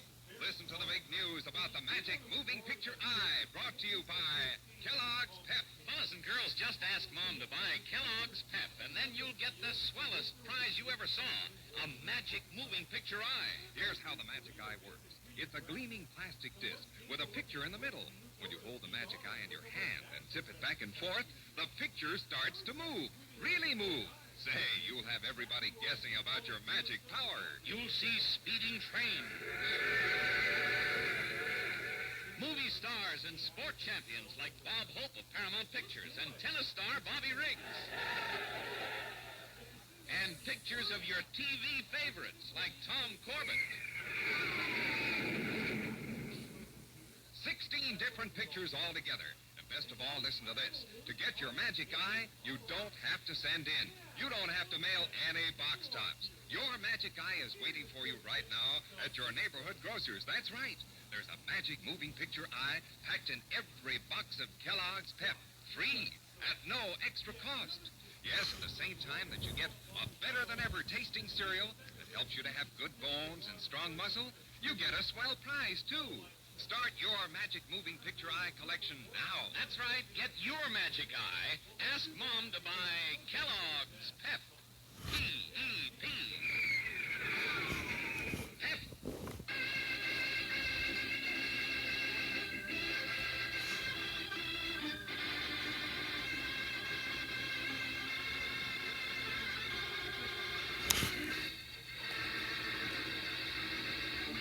Finding Captain Parker in the wreckage of his rocket scout on the surface of Jupiter, Tom, Roger, and Captain Strong tried desperately to carry the unconscious man back to their rocket cruiser, the Polaris.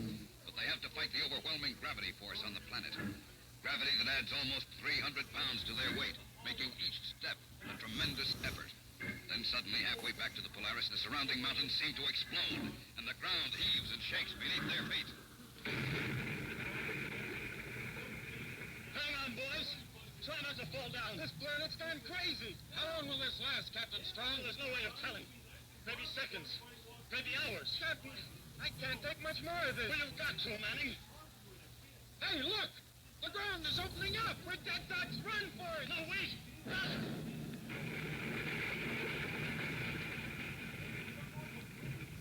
Jumping jets. That chasm opened up right behind us. 2 feet closer and we would have dropped through. Listen, boys. Those explosions, they're dying down. Guess the worst of it is over, sir. Temporarily. They'll start again. So let's get moving while we still have the chance. The next earthquake may wreck the Polaris.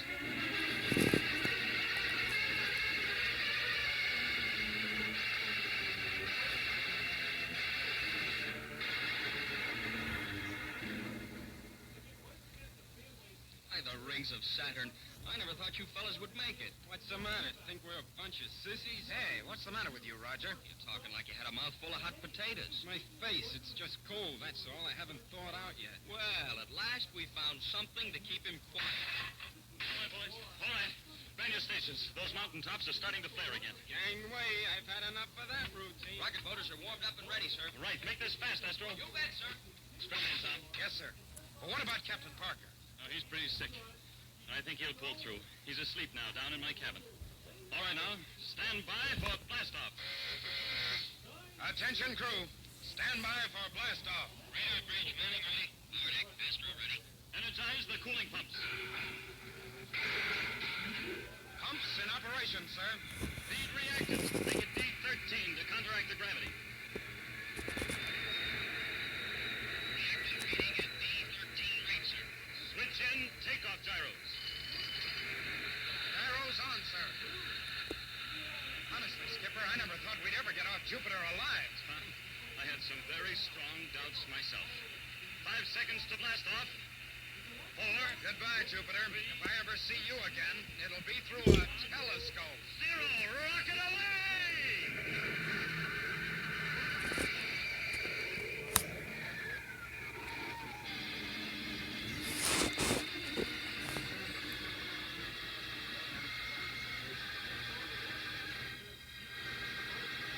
Don't miss the next action-packed adventure with Tom Corbett and the Space Cadets on Tuesday, when danger and death strike from the void in the mystery of the Space Station of Danger. Tune in, same time, same station, for the next thrilling interplanetary adventure with Tom Corbett, Space Cadet.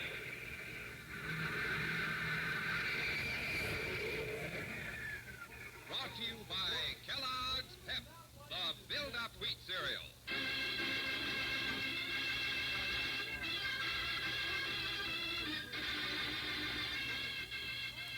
Tom Corbett, Space Cadet, starring Frankie Thomas, can also be seen on television and appears in the comic sections of many of America's leading newspapers. Look for it daily and in weekend editions. Featured in the cast are Al Markham as Astro, Jan Merlin as Roger Manning, and Edward Bryce as Captain Strong. Today's program was written by Jack Weinstock and Willie Gilbert, directed by Drex Hines. Jackson Beck speaking. Kellogg's Raisin Bran has a secret. Kellogg's Raisin Bran has a secret. And what a secret. In Kellogg's Raisin Bran, the tasty raisins are dipped in honeycomb. That means plumper, more tender raisins, along with delicious golden crisp bran flakes, both fruit and cereal, all in one box. And no other raisin brand but Kellogg's gives you the tender goodness of raisins dipped in honeycomb. That's Kellogg's secret. So for your breakfast, make sure you get Kellogg's, because Kellogg's Raisin Bran has a secret. this program has come to you from New York. This is ABC, the American Broadcasting. Superman!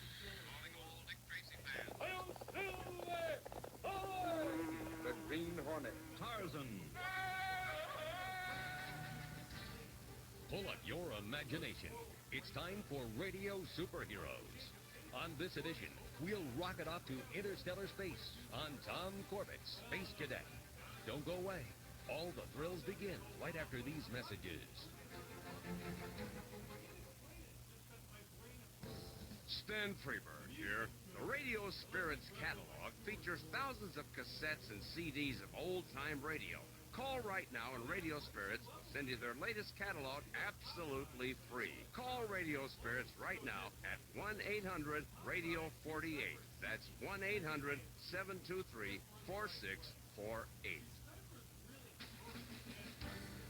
Welcome back to Radio Superheroes.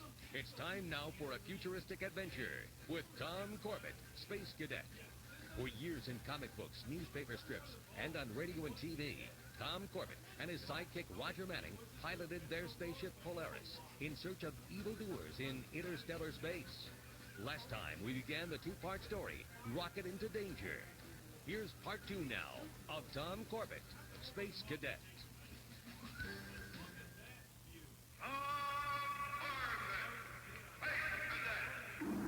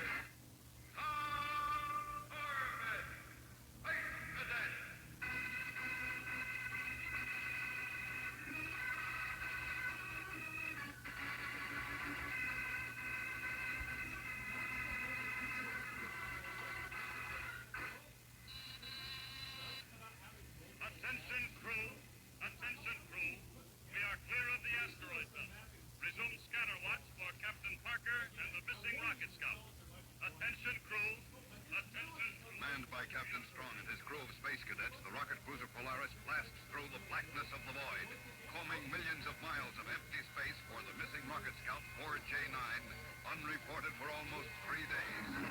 On the control deck, Tom Corbett and his skipper guide their powerful ship on an erratic search orbit, tracking down every target on the radar scanners, checking every wandering meteor. But as the hours pass, the search seems to grow more and more hopeless, and the reports from Roger Manning on the radar bridge topside become more and more discouraging. Radar bridge control deck. Control deck aye. Go ahead, Roger. Nothing in this area, Tom. Not even space does. Did we cover this whole sector? Backwards and forwards and inside out. All right. Stand by for orders. Captain Strong, I heard him, Tom. Let me speak to him. Right, sir. Here's the skipper, Roger. Hello, Manning. Aye, sir. Where are we now? Approaching the orbit of Jupiter, 3 degrees above the plane of the ecliptic. All right. Rack up a new heading toward Ganymede and get it down to me. Aye, sir. 2 shakes of a spaceworm's eyelash. Radar bridge out. Tom, call Astro and tell him to cut speed to 1/4. Aye, sir. Control deck to power deck. Check in. Power deck aye. Ease her off, Astro. 1/4 space speed. Found anything? No, Astro. Preparing to change course. Oh, okay. 1/4 it is. 1/4 as ordered, Tom. Right. Listen, Tom. What? How long are we going to look for this needle? Space is an awful big haystack. I know. But I guess we'll search until we're sure of one thing. What's that? That Captain Parker is either alive or dead.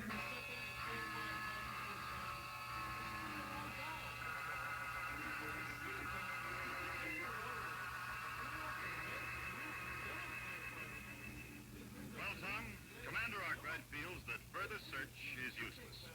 He's ordering us back to Earth. Oh, no, sir. Not yet. Orders are orders, Tom. Notify Manning to plot a new course back to Earth. Yes, sir.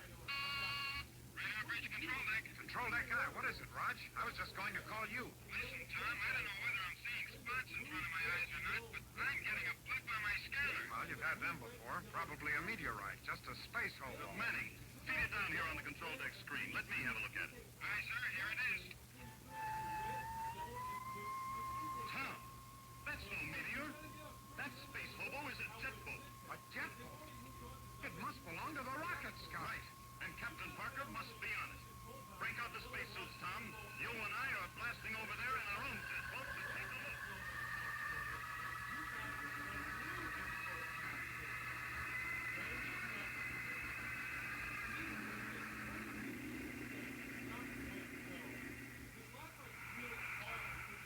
Steady, Tom. I'm coming alongside.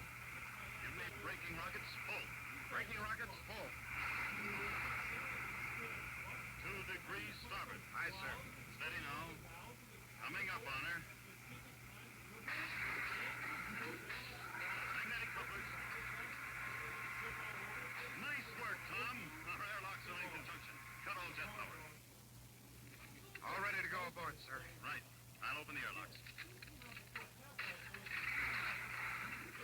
I'll open the other portal, sir. Right. Okay, sir.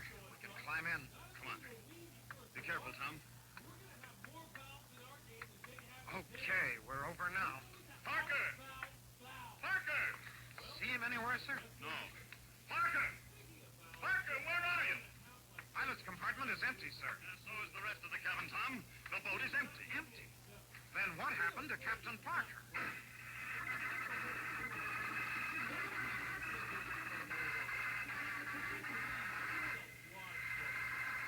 Searching through the endless darkness of space for Captain Parker and the missing rocket scout 4J9, Captain Strong and the space cadets have finally found his emergency jet boat, drifting aimlessly near the orbit of Jupiter. But when Tom and Captain Strong board the boat, they find it empty. What do you suppose could have happened to him, Captain Strong? Think he abandoned ship? No, not at all.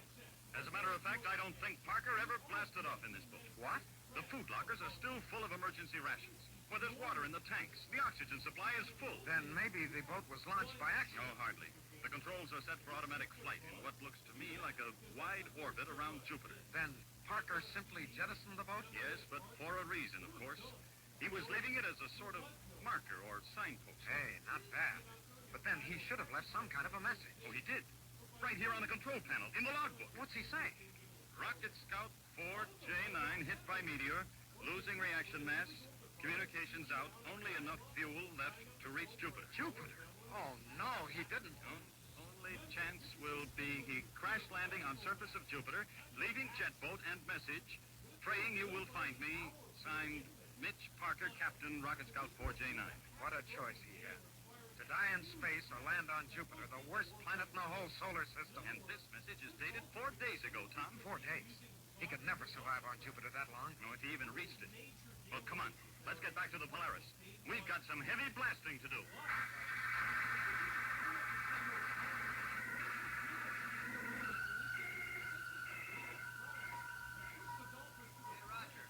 Roger. Yeah, what do you want, Astro? Any word from the skipper and Tom? They've been on that jet boat for 15 minutes now. I'll say there's word. The skipper just called me. They're on the way back, and he's ordered me to rack up a new heading. Straight for Jupiter. Jupiter? Oh, no. After all the times they've told us to avoid that planet like a plague? Manning, have you got that heading? Oh, yes, Captain Strong, but, But what, Manning? You're not serious, are you, sir? We're really going to land on Jupiter? Now, look, Captain Parker had to sit down on Jupiter.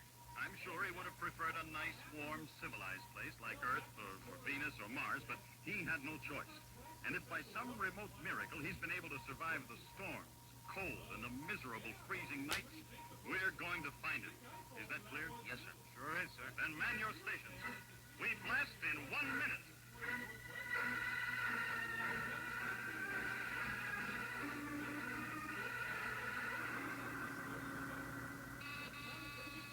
Radar bridge control deck, check in. Control deck, aye. Tom, I'm getting a signal from the surface of Jupiter. What? I can hardly make it out through all the static, but I'm sure it's a radio signal. Manning, this is Captain Strong. Feed it down here, quick. Here it is, sir. Can you make anything out of it, sir? Oh, it's a lot of hash, but it's a radio signal, all right. I think someone down there is trying to get through, sir. But I can't make it out. It's so garbled. Well, we'll cut closer to the surface. Maybe the signal will come in stronger, and we can find out where it's coming from. Hello, power deck. Give me full space speed. We're going in.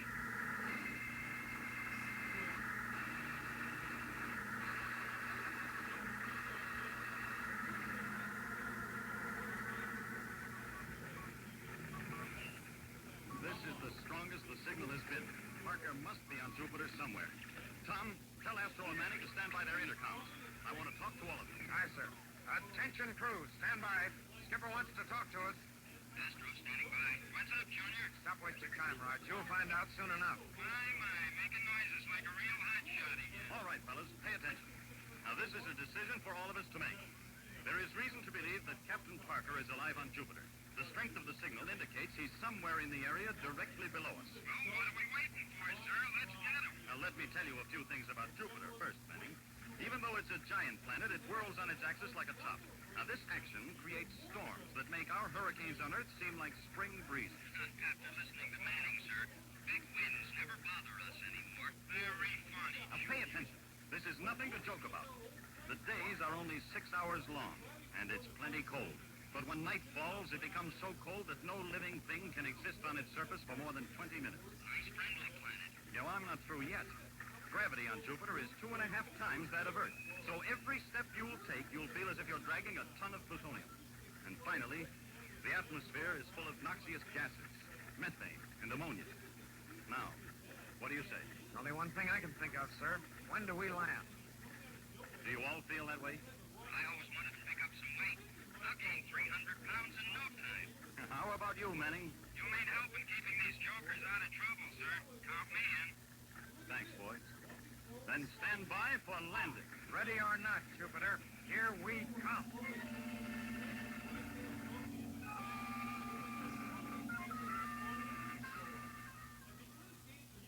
Let's pause right here. More from Tom Corbett, Space Cadet, after these messages. To find out more about old-time radio, old-time video, and the pleasures of listening to audiobooks, visit the Audiobook Club website, www.audiobookclub.com, where you can get 4 audiobooks for just 1 penny.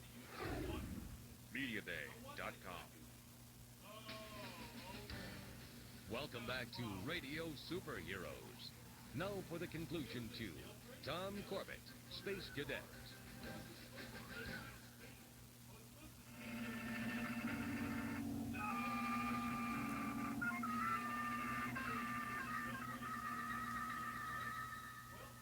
Well, we're her down, sir. Oh, that was a rough one. You mean we made it? We're still in one piece? Yeah, Roger. Spaceman's luck was riding with us. I don't know how you did it, Captain Strong. I've been holding my breath for the last 30 seconds. I told you guys I'd bring you down okay. Thanks, Manning. All right, now let's get to work. Tom, see if you can raise Parker's ship. Aye, sir. Rocket Cruiser Polaris to Rocket Scout 4, J9. Rocket Cruiser Polaris to Rocket Scout 4, J9. Come in. Come in, Captain Parker.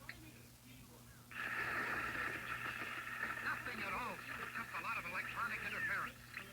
I was afraid of that. Corbett and Manning, break out your thermal suits and storm gear. We'll have a look around outside. I'll meet you at the airlock. Aye, sir. And don't forget your respirators. You won't last 30 seconds in that methane and ammonia atmosphere. Captain Strong, what about me? Somebody has to stay aboard the ship, Astro, and you're it. How do you rate all these soft jobs, Astro? Doping off in here while we freeze out there in this overgrown iceberg. Turn off the space gas. If he told you to stay in here, you'd have griped your head off. Blow your jets. The skipper's taking me along because he wants to be sure of finding Captain Parker, that's all. Manning, your hot air should raise the temperature of Jupiter enough to make it a tropical paradise. Go on now, blast off.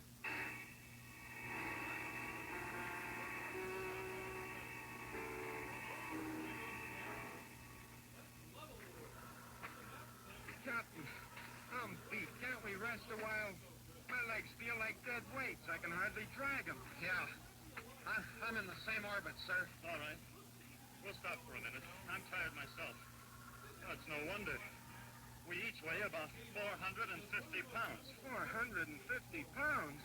I ought to start reducing. The only thing you ought to reduce is the size of your head. One more crack like that and I'll reduce the number of your teeth. Are you fellas at it again? I guess we're a little tired, sir. Sorry. Well, just rest here while I look around.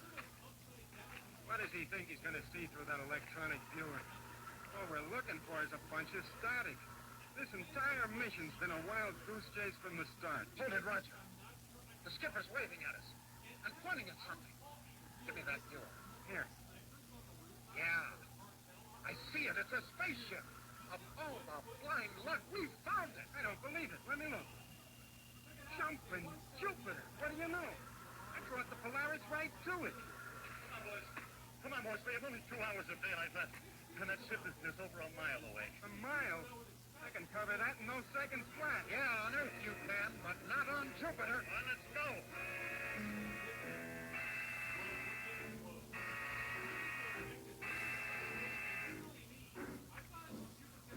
Here we are, boys. We made it. I don't see how. Me either. Now, give me a hand here. I've got to open the airlock. Come on, Rog. Crack away some of this ice, yeah. Well, a little more on this side, boys, and the airlock will be free. I've got it! All right. Now, let's hope it'll open. There it goes. Well, it is high. Quick. And don't fall, or we'll need a derrick to pick you up. Step it up, will you, Junior? Let's get out of this cold. Outer portal cleared, sir. I'll close it. I'll equalize the pressure. Pressure system sounds like it's in good shape. So the hull isn't strong. Thank goodness for that. Pressure equalized. All right, boys. You can remove your masks now, and let's go.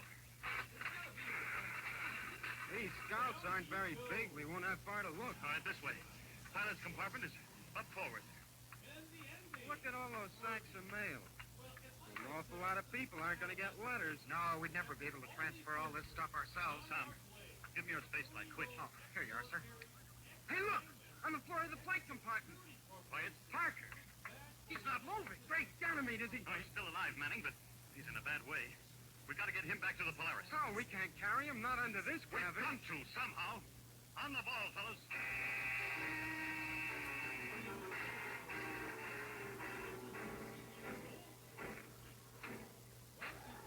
Hey, can't we stop a minute? This is murder. No, Manning. Keep moving.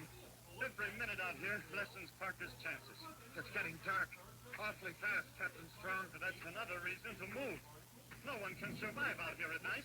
Now get rolling. Hey, what's that? Captain Strong. Look!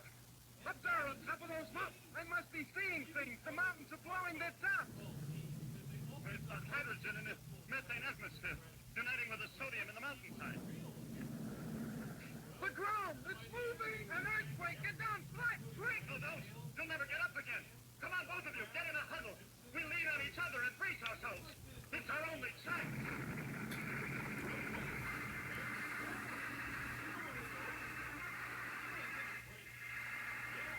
finding Captain Parker in the wreckage of his rocket scout on the surface of Jupiter, Tom, Roger, and Captain Strong tried desperately to carry the unconscious man back to their rocket cruiser, the Polaris. But they have to fight the overwhelming gravity force on the planet. Gravity that adds almost 300 pounds to their weight, making each step a tremendous effort. Then suddenly, halfway back to the Polaris, the surrounding mountains seem to explode, and the ground heaves and shakes beneath their feet. Hang on, boys. Try not to fall down. This planet's gone crazy. How long will this last, Captain Strong? There's no way of telling. Maybe seconds. Maybe hours. Captain, I can't take much more of this. Well, you've got to, Manning. Hey, look! The ground is opening up! We've got Doc's run for it! No, wait!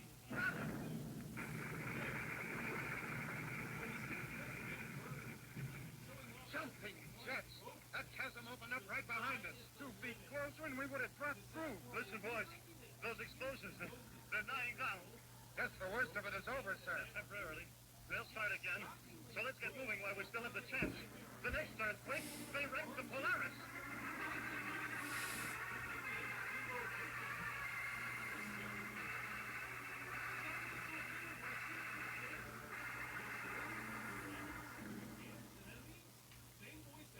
By the rings of Saturn, I never thought you fellas would make it. What's the matter? Think we're a bunch of sissies? Hey, what's the matter with you, Roger? Talking like you had a mouthful of hot potatoes. My face, it's just cold, that's all. I haven't thawed out yet. Well, at last we found something to keep him quiet. All right, boys. All right. Man your stations. Those mountaintops are starting to flare again. Gangway, I've had enough of that routine. Rocket motors are warmed up and ready, sir. Right. Make this fast, Astro. You bet, sir. Strap in, Tom. Yes, sir. Well, what about Captain Parker? Oh, he's pretty sick. I think he'll pull through. He's asleep now down in my cabin. All right, now. Stand by for blast-off. Attention, crew. Stand by for blast-off. Radar bridge, Manning ready. Power deck, Astro ready. Energize the cooling pumps. Pumps in operation, sir.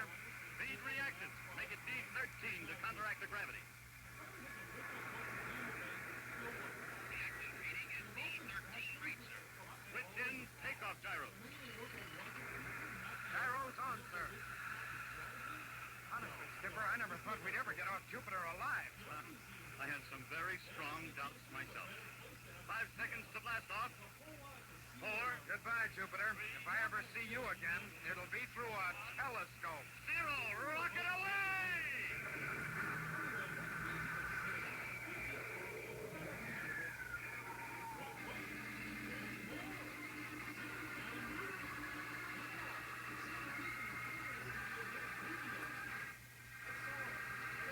Don't miss the next action-packed adventure with Tom Corbett and the Space Cadet when danger and death strike from the void in the mystery of the Space Station of Danger.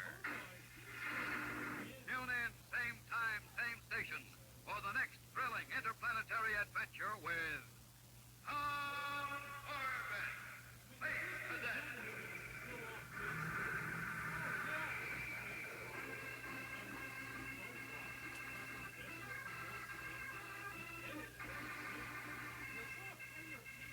Tom Corbett, Space Cadet, starring Frankie Thomas, can also be seen on television and appears in the comic sections of many of America's leading newspapers. Look for it daily and in weekend editions. Featured in the cast are Al Markham as Astro, Jan Merlin as Roger Manning, and Edward Bryce as Captain Strong. Today's program was written by Jack Weinstock and Willie Gilbert, directed by Drex Hines. Jackson Beck speaking.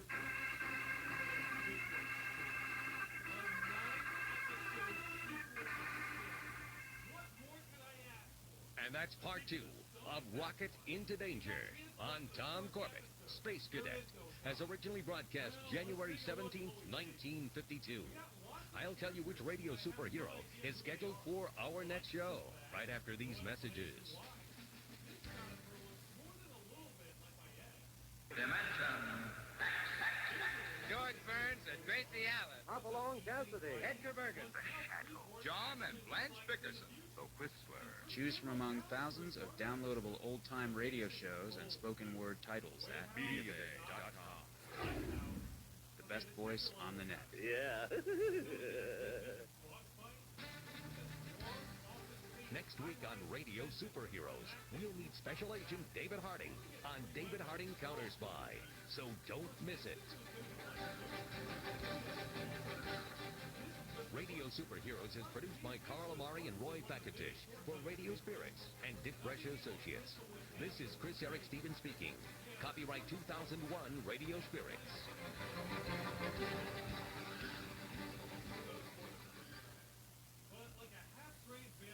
Stand by for Space Cadet in 30 seconds. Kellogg's Raisin Bran has a secret. Kellogg's Raisin Bran has a secret. Yes, Kellogg's brings you the secret of a more delicious breakfast treat. It's new, it's wonderful. It's Kellogg's Raisin Bran, both fruit and cereal, all in one box. Get small, tender raisins dipped in honeycomb, along with delicious... My God, it's days. My God, it's days. My God, it's dazed. Broken in half. Oh my God. Oh, when you almost hit everything and you just don't hit everything. How you been dazed? If you're still there, dazed and confused. So confused with your chickens.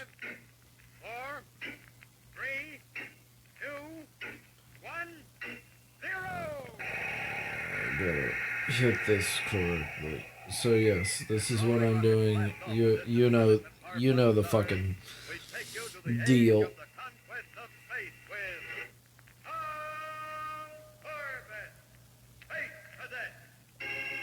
More Space Cadet. Thank you for coming in, by the way. I do appreciate it. Thank you.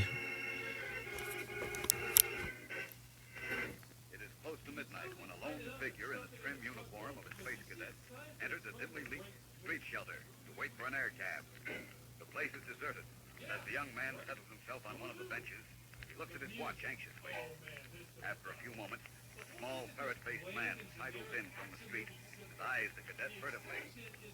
Oh, do you have a light, mate? Huh? Oh, no, I'm sorry, I haven't. Hey, you're from Space Academy, aren't you? Yes, sir. Cadet Tom Corbett. Yeah, I thought I recognized the uniform. I always heard they were pretty strict about letting cadets out on the town. So I'm on a weekend leave. What's with the knives? Don't get out of knives, no. Come on, man. I can't handle it. I'm too spooked. Can't handle it. Why don't you go in for a commercial flight and merchant ship? Pays good. But yeah, you're about to have some nice emotes. About to have some real nice emotes where you can just, challenge people. Oh no!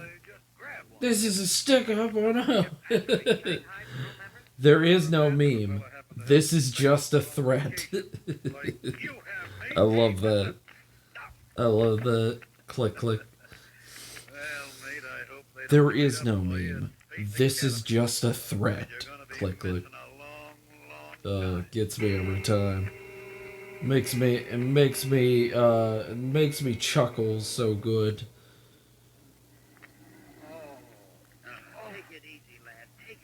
Take it easy. Hey, where am I? And who are you? I'm Jim Harris. You're aboard the Constellation. The Constellation? Look, I don't know exactly what happened or how I got here, but I've got to get back to the Academy by midnight. Tonight, Sunday. Sunday? Oh, what's so funny? Well, this is already Monday. It's 0700 Earth time. 07. But my leave, I've got to... Bye-bye, leave. What uniform? My Academy uniform. Don't you understand I'm a Oh space my cadet? goodness. Space cadet? Hey, you must have had a worse bump than I thought you had. Stop stalling. I'm Tom Corbett of Space Academy. Now I want to know who took my uniform and put me in these dungarees, and how did I get here? Well, if I were you, son, I'd just relax and have a bite of breakfast. You've got work to do. What are you talking about? You're a member of this ship's crew. We blasted off last night and we're headed for deep space. Great, jumping Jupiter. I've been Shanghai. That's right. And you might as well make up your mind to one thing. You ain't gonna see Space Academy for a long, long time.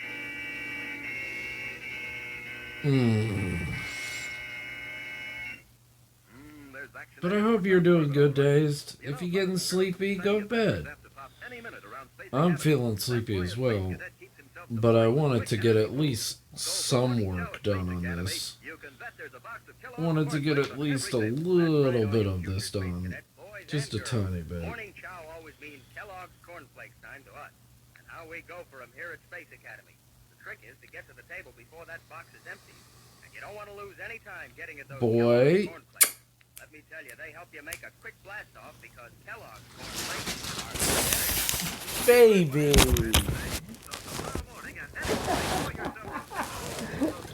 Sorry, hold up.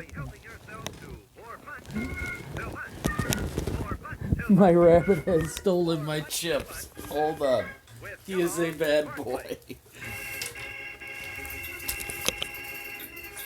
Bad boy.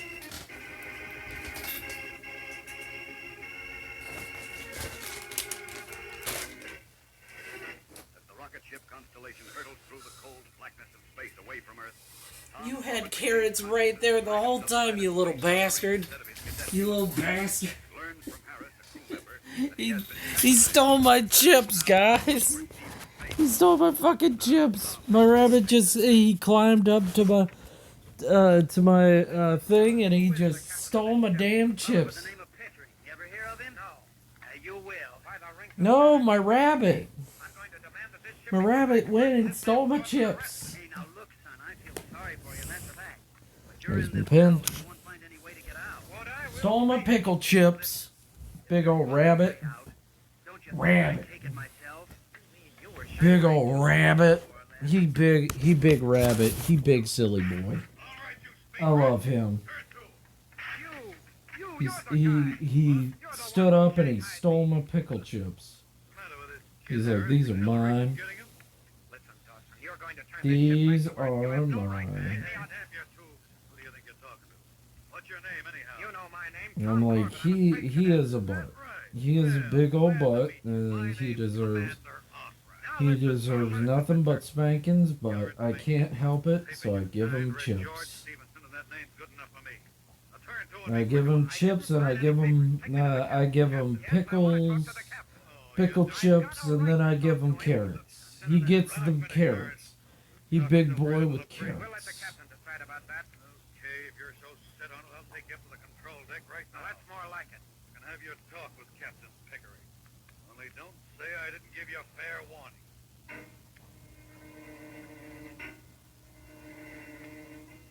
Yeah, look at that face. Look at that face. Just getting ready for a fight. Just like, fucking, you better get ready. You better get ready before I beat the shit out of you. Oh, shit. All I'm asking is that you let me contact Commander Arkwright at the Academy. He'll verify my story. That's enough, Mr. Dawson. Take this man below and put him in the brig. Yes, sir. Come on, you. No, I'm not leaving the bridge until you let me call the Academy. I'm not going to be up. Maybe that'll show you who's running this ship. Now, Dawson, take him below and lock him up.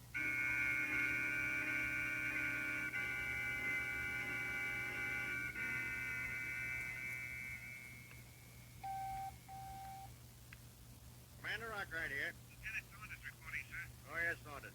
Any word on Corbett yet? No, sir, none. 12 hours over leave. Can't believe this. At Corbett, he was always a most efficient cadet.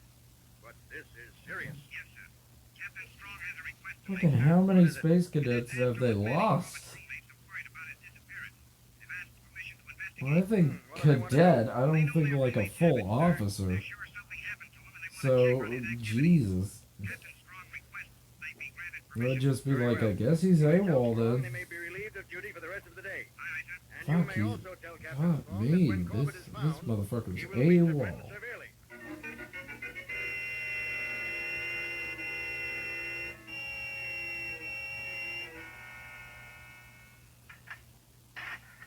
Who's there? Oh, it's me, matey. I brought you some lunch. Oh, well, thanks, Harris. Feeling all right, Tom? Yes. No thanks to the captain, though. Listen, Harris. You said you'd give anything to get off this ship yourself. Yeah, I would. But you can't buck Pickering and Dawson. Well, maybe we can. I got a look at the navigation chart when I was on the control deck. On our present course, we crossed the orbit of Venus. How do you? Yeah, see? Yeah, see? We got ourselves a emote already. Not if you'll help me. We got ourselves When we an land at emote Beagle, over here. watch your chance and slip open the bolts on that door. I'll get out and find the port Yeah. command. Then what? You'll arrest Pickering and Dawson, and the ship won't be given clearance to leave Venus. Oh, I don't know. If they ever caught me... As long as you have the run of the ship and keep quiet about it, we can't fail. All right, Tom, I'll do it. Good for you. Now take the tray back and act as though nothing has happened. Yeah, right you are. Just a minute, Harris. Mr. Dawson, Stay right where you are. I was just going to take this tray back to the galley. It can wait. You know, Harris, I didn't think you were so stupid. Stupid, sir? Didn't you think we'd have the brig rigged with a telecam? Great galaxy, then you heard every word we said. Yes, saw you too. Oh, no. So you were planning to jump ship, Mr. Harris. No, he wasn't going to desert. He was going to help you, which is the same thing. So you two don't leave this brig until we've blasted off from Venus. After that, the captain will have plenty of time to figure out what kind of hooks to throw into you. Believe me, they'll be rough.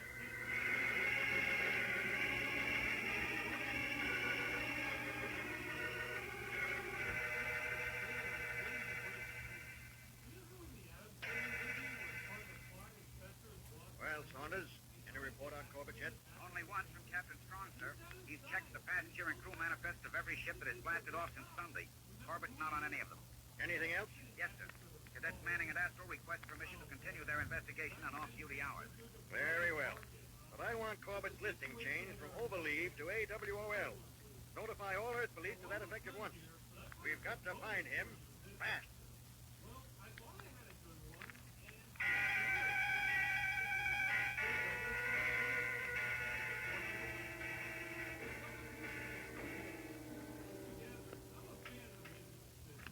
Give me a hand with this bunk, Harris. What are you doing, Tom? Trying to rip it away from the bulkhead. Come on. Are you crazy? Dawson is probably watching every move we make. Don't you think I know it? There. I'm getting it loose. Now, come on. Pull. Okay. And there's the telecam lens. I thought so. Hey, what are you doing? Tom, you kicked it out. Of course. Now he can't watch us. You're out of your mind. That'll bring him running. Maybe that's what I want him to do. Omega Ow. It's Omega Ow. I mean, the rendering is this so far. So, I mean, you tell me. How's the rendering? Is the render distance pretty good? Let's see. Let's see. Is it tiny? Very tiny. What do you think? What are you thinking? Thank you for coming in. I do appreciate it. Still a lot of work. Yeah. Yeah. Thank you. I appreciate it. I only have a few left. I only have these. And then I am done with my emotes. And then I have to work on panels. Yeah. Then I gotta work on... Then I have to work on comic book and panels. This is an emote? Yeah, this is my chair emote. This is my chair emote. Where she's just like, I will fuck you up, boy.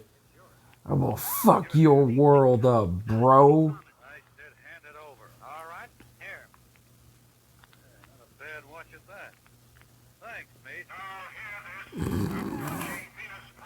Good luck, mate. Thanks. Thanks, Omega Ow. Omega Ow. Angie face.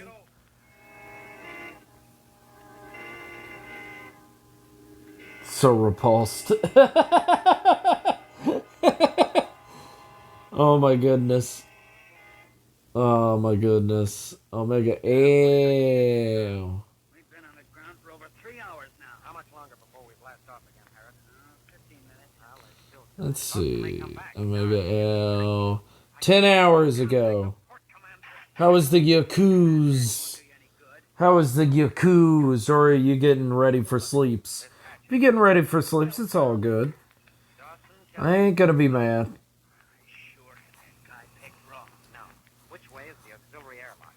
Or you got somebody else. It's all good. It was good. That's good. That's good. How's the story so far? You liking it?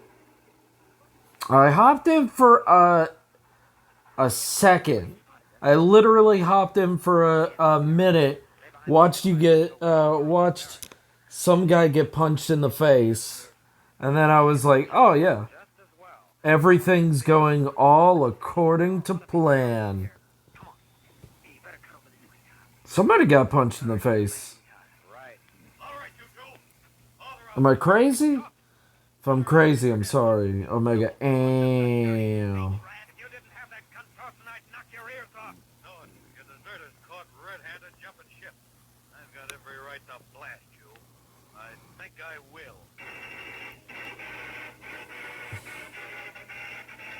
Oh yeah. Oh yeah. The Yakuza series is just... it's insanity. Yeah, I know it's a beat 'em up game. I know it is. I just was like thinking about... I came in and somebody got punched in the face and I was like, yeah. Yeah. That's good. That's some good beat 'em ups right there. I love it when they pick up motorcycles like they're nothing. I love that part. That part's the best. I'm like, Japan's so crazy. Oh, Japan.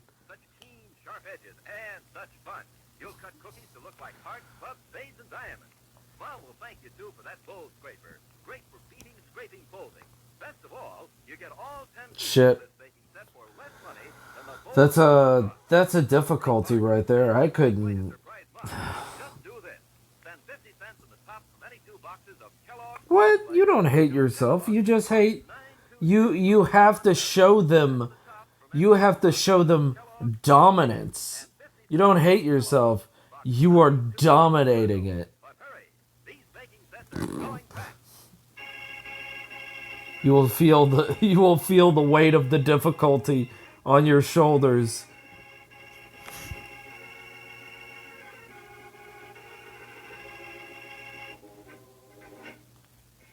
You will feel the heat of the you'll feel your heat moves doing nothing, and you're just like, oh shit, I'm about to get wrecked.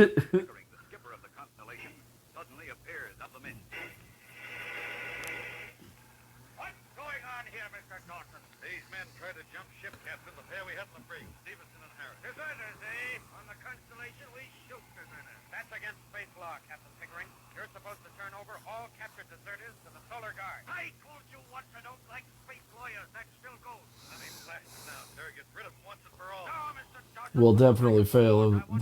There are 2 chapters that I dread. Oh no. Oh no. I think I know which ones you're talking about, and good luck. That's all I can say.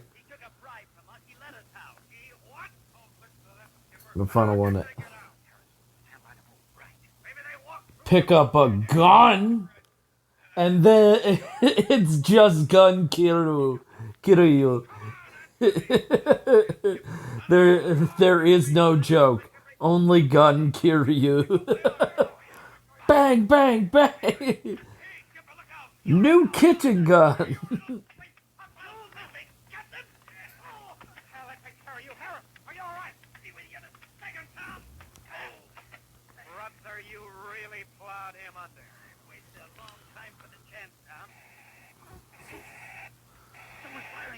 And decide to turn the game into third-person shooter along the highway. Yeah! The weirdest, very weird part. I have to say, it's not too bad. I never have trouble with it, but you know, I've only played it like once, so can't really say.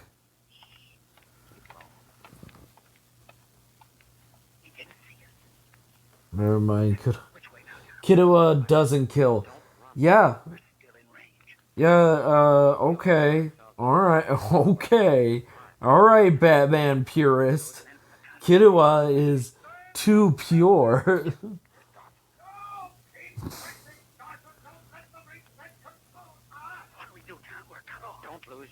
Don't worry. Kidua doesn't kill the people he beats up. They're just fine afterwards. Mm-hmm. Yeah, that guy that fell out of the top of the building, he's just fine. Oh my god.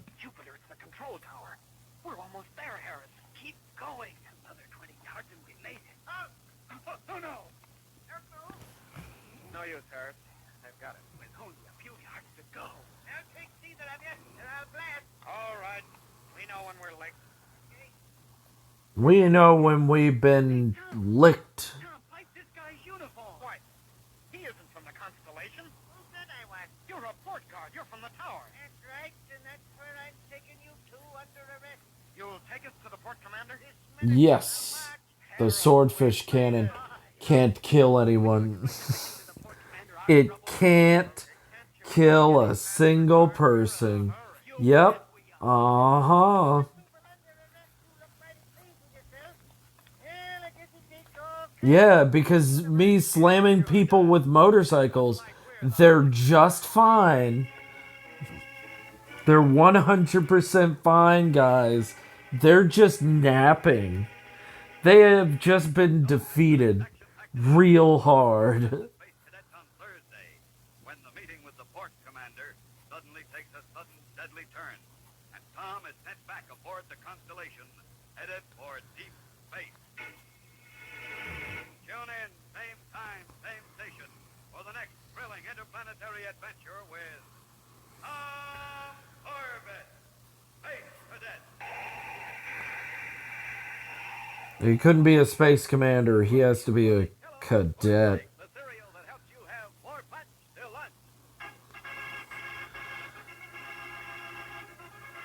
Not space commander, space cadet.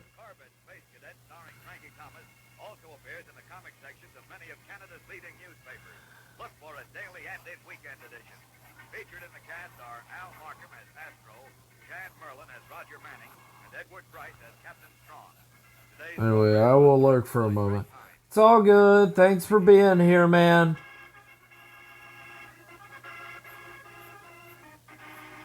It's alright. Do stuff. It's all good. Do things. The whole day starts out better when breakfast is fun. I'm just glad somebody came in. We're just glad you're here. Easy for Mom, too. Ask her to get Kellogg's Variety Pack. Yeah. Kellogg's Variety Pack is an assortment of cereals. 10 individual-sized boxes in one handy carton. And each individual box holds exactly one generous serving of a favorite Kellogg cereal. Yes, in Kellogg's Variety, they're all favorite cereals. Kellogg's Corn Flakes, Pep, Rice Krispies, and the new favorite Kellogg's Corn Pops, to mention just 4. And each serving stays extra crisp and fresh because it's in its own individual package. So just for fun, make breakfast fun. Ask Mom to get Canada's only cereal assortment, Kellogg's Variety Pack. Oh my god.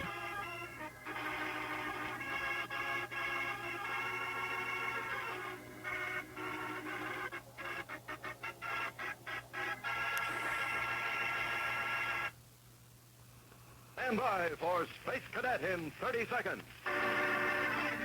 Kellogg's Raisin Bran has a secret. Kellogg's Raisin Bran has a secret. Yes, Kellogg's brings you the secret of a more delicious breakfast treat. It's new, it's wonderful. It's Kellogg's Raisin Bran, both fruit and cereal, all in one box. You get plump, tender raisins dipped in honeycomb, along with delicious gold and crisp bran flakes. So try the new fruit and cereal combination. Get Kellogg's Raisin Bran, because Kellogg's Raisin Bran has a secret. Now, Kellogg's Corn Flakes, the cereal that helps you have more punch till lunch, invites you to rocket into the future with Tom Corbett. Hey, Cadet.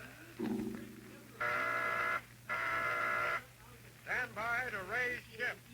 Blast off -5, 4, 3, 2, 1, 0.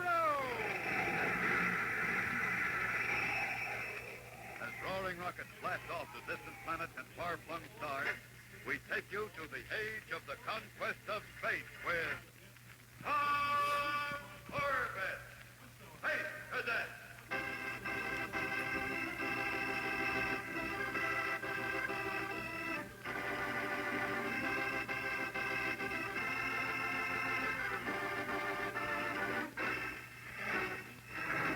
Shanghaied from Earth and taken aboard the rocket ship Constellation bound for the star systems of outer space, Tom Corbett and Harris, the crewman who has befriended him, managed to escape while the ship refueled at Venusport, but were then captured by the port guard. Without delay, they were taken to the office of the port commander. And now, Tom and Harris, still dressed in the drab dungarees of ordinary spacemen, stand at attention before a grim-faced warrant officer. All right, now, let's get this straight. You say your name is Tom Corbett, and that you're a cadet from Space Academy. Yes, sir. And you, Harris, are you a cadet too? No, sir. I'm a spaceman, second class in the Constellation. I see. Corbett, what's a space cadet doing aboard the Constellation? I told you, sir, I was Shanghai. That's true, sir. He was. I suppose you can identify yourself, Corbett? Well, they took my uniform away from me. All my papers were in it. You tell a pretty good story, Corbett, but that's all it is. Unless you can give me proof, I'll have to turn you over to your captain. Wait, sir. It's easy enough to check. Radio Space Academy. Talk to Commander Arkwright. That is impossible. Venus is in apposition to Earth. We're on the other side of the sun. We can't make radio contact for another week. But there must be some way. Check on Captain Pickering yourself. Talk to the crew. I don't have to. Captain Pickering can speak for himself. He's waiting in the outer office. What? Send Captain Pickering in, please. But, sir, he'll deny everything. If you have any accusations to make, you can make them to his face. You sent for me, Mr. Porter? Yes, Captain. Come in, please. I expected to find the port commander here. He is inspecting the space stations on the equator. I'm handling this case. That suits me, as long as I get my men back. They tell a strange story, Captain Pickering. This fellow, Corbett, claims to be a space cadet. Well, that's one I never heard before. I wanted to check with you before I took action. Nothing to check. It's a fairy tale. Fairy tale, huh? Then how about letting Mr. Porter aboard the Constellation? Let him talk to the other space ants. Mr. Porter's welcome aboard any time, but I'm sure he's got other things to do. You're bluffing. If he knew what the conditions are aboard your ship... That's good enough out of you. If you can see, Mr. Porter, this boy's a troublemaker. Has been ever since he came aboard. I'm sorry he was signed. Then let me go. I wouldn't. I'd leave you both here to be tried as deserters. But I'm short-handed. The choice is up to you, Captain. By space law, you can turn him over to us for disciplinary action, or punish him yourself with a fine or extra duty. Take us to the port commander. Give us a chance to tell him our story. I'm in command here, Harris. I'll decide what to do with you. Well, Mr. Porter, I think you can see from their actions what kind of men we're dealing with. Yes, I certainly can. Of course, if you want to wait for the port commander to make the final decision. Not at all. Just get these troublemakers out of here and blast off. Right you are. And don't worry. When I get them out in space, they'll learn to toe the mark.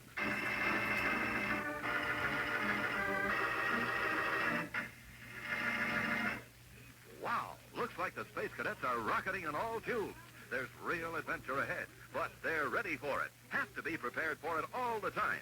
And one way to do it is to make sure they get enough quick energy food. Helps them blast off in a hurry. Take breakfast, for instance. Every Space Cadet knows the importance of eating a good, nourishing breakfast every morning.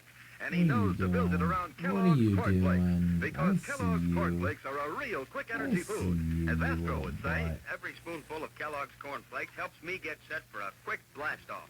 Helps me zoom right off and helps There's me keep no zooming right up more, till noon. big boy. I You wouldn't are... think of setting out on a mission without first Wait fueling it. up on some quick energy. Wait it, you have food. I always stow away a big bowl of You Kellogg's have Corn food, Flakes you're as soon as I hear the fine. alert. And Astro It's can like- tell you, too, it's not- that there's mighty swell eating in a bowl of Kellogg's Corn Flakes. Kellogg's Special Toasting brings out all the sweet, lively corn flavor in every flake. So do as Astro does. Build your breakfast around Kellogg's Corn Flakes And not only will you be having yourself a swell Baby boy. flavor treat, but you'll be helping yourself to more punch till lunch. More punch till lunch. More punch till lunch. With Kellogg's Corn Flakes.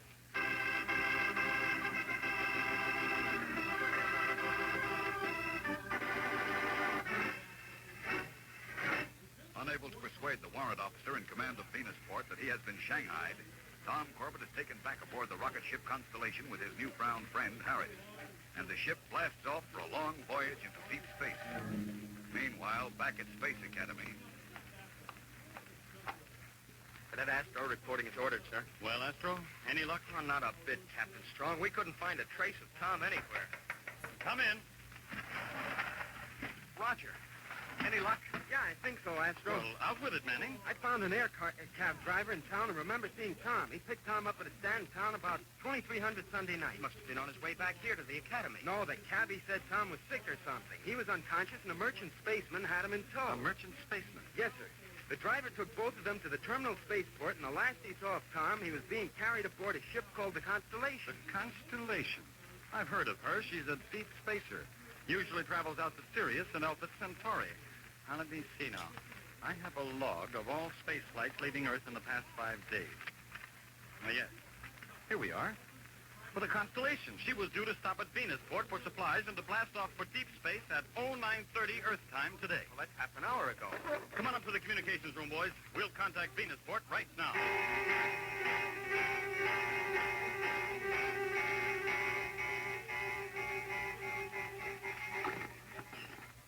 What are we waiting for, Captain Strong? And we're in opposition to Venus. A direct signal can't get through. They're setting up a relay transmission, Earth to Mars, to Titan, and back to Venus. And Captain Strong here. Warrant Officer Porter, Venusport. Go ahead, Captain Strong. Listen, Porter, this is urgent. Have you cleared the deep spacer Constellation yet? The Constellation? She blasted off the Sirius 15 minutes ago. Why? Well, we have good reason to believe that one of our cadets is being held illegally aboard that ship. What? A cadet by the name of Corbett. Tom Corbett. Corbett? Are you sure, Captain? Almost. Why? Have you seen him or heard anything about him? Well, I don't quite know how to say this. I'm afraid I've made a terrible mistake. Well, get to the point, man. Well, Corbett was here, told me a fantastic story about being shanghaied, and I didn't believe him. You didn't? No, he didn't have any identification. Couldn't prove his story, so I sent him back to the Constellation. Oh, that rockhead. I'm sorry, Captain. Well, never mind that now. Listen. Send every available patrol ship after the Constellation. But there are none in port now. I can pull them off orbit, but it will take 2 days to catch up. 2 days? Blasted, that's too long. They'd never make it. Well, I'm terribly sorry, Captain. If there's anything else I can... Oh, you've done enough already, Porter. End transmission. Well, there's only one ship faster than the Constellation, and that's the Polaris. How long will it take you two to get ready? We're ready now, sir. Good. Then get aboard the Polaris. We raise ship immediately.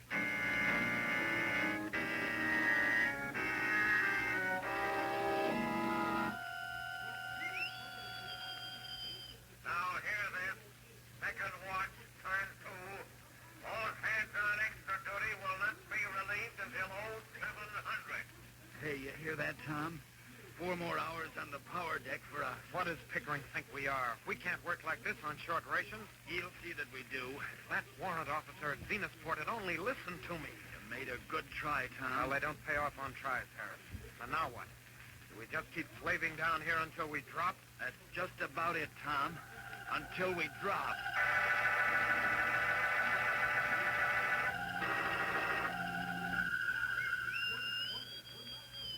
Now, hear this. Fourth watch, turn 2. All hands on extra duty will not be relieved until 1500. Another 4 hours. I can't take it, Tom.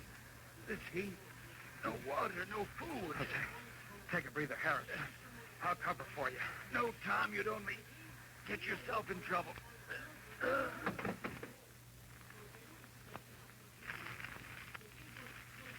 Harris. Harris. Hey, give me a hand here. Someone help me. Quick!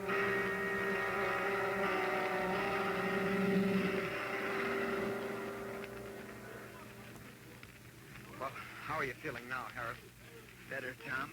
That broth helps some. Oh, that rotten space slug. He's trying to kill us. I suppose so. He's master of this ship. He can do anything he wants. Maybe. But I noticed some of the crew are beginning to grumble about the way he's working it. They always grouse. Don't mean anything. Listen, how many of the space hands do you figure would be loyal to Captain Pickering in case of trouble? Trouble? You mean mutiny? Now, hold on, Tom. This is crazy. You can't pull a mutiny in deep space. Why not? There'd be no one to navigate. The ship would become a derelict. I can navigate. You? Sure, I'm a space cadet. I've had plenty of training in astrogation. I know I could get the ship back to Venusport if I could just reach the controls. We'd be taking an awful chance. Pickering would kill us if we failed. It's better to go down fighting than die this way.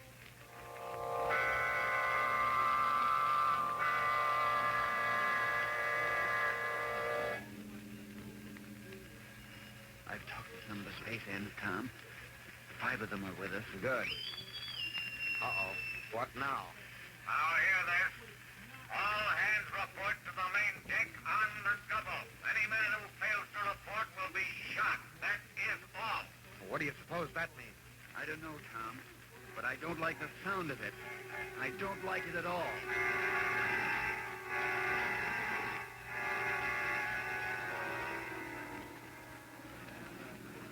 All right, you men, stand to. Look, Harris, there's Captain Pickering. And there's Dawson. With a couple of deck officers. They're all armed, ready for trouble. Come on, bend your tubes and pay attention. That's better. Now, I don't have to tell you I'm an old hand in dealing with spacemen, and I've been watching you ever since we blasted off. You're a surly bunch of space rats. I don't like the looks of you, and I can smell a mutiny a light year away. What do you mean? You heard me. I said mutiny. I know who the ringleaders are, and I'm going to make an example of them. I promise it'll be an example you'll never forget. When I pick out these 2 men, I want the rest of you to go back to your station. Any man who lags will get 50 hours extra duty on short ration. Wait, men. Listen to me. Tom, no. How long are you going to stand for this? Captain Pickering's no better than a pirate. Oh, son of a respect, man. This is your last chance. Take over the ship. I can get you back to Earth, and we'll put Pickering behind bars where he belongs. Shut him up. You did it, Tom. The men are starting to mutiny. I've got to get up to the control deck before Pickering does. Go on, I'll take care of Dawson. Right, but watch yourself. He's armed. Don't worry, get going. Stop him!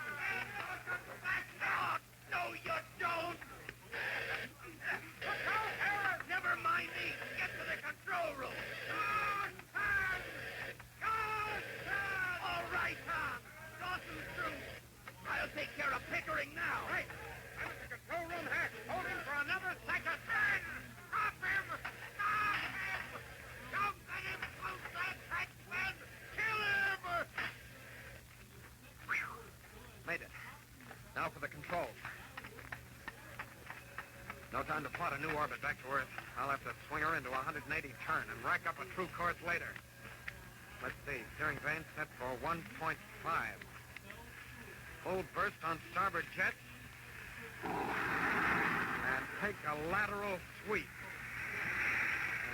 That should do it. Corbett, this is Captain Pickering. Now listen to me. What do you want, Pickering? I'll make a deal with you. Fat chance. I've got control of the ship now. Open the hatch, Corbett. Give yourself up. Nothing doing, Pickering. You're over a peril and you know it. We put down the mutiny and captured your friend Harris. What? I have him right here beside me. If you give yourself up, I won't blast him. You have my word on that. If you refuse, he gets it. How do I know you're telling the truth? I'll put him on so you'll know he's still alive. All right, Harris, go ahead. Tom, don't trust him. Save yourself. Nobody can help me anymore. All right, Corbett, his life is in your hands. I'm going to count to 10. If you don't open the hatch, Harris gets it. 1, 2. I can't let him shoot Harris in cold blood. But if I give myself up... Oh, what's the use? I don't have any choice. Just 2 more seconds left, Corbett. Okay, Pickering, you win. Don't shoot, Pickering. The hatch is open.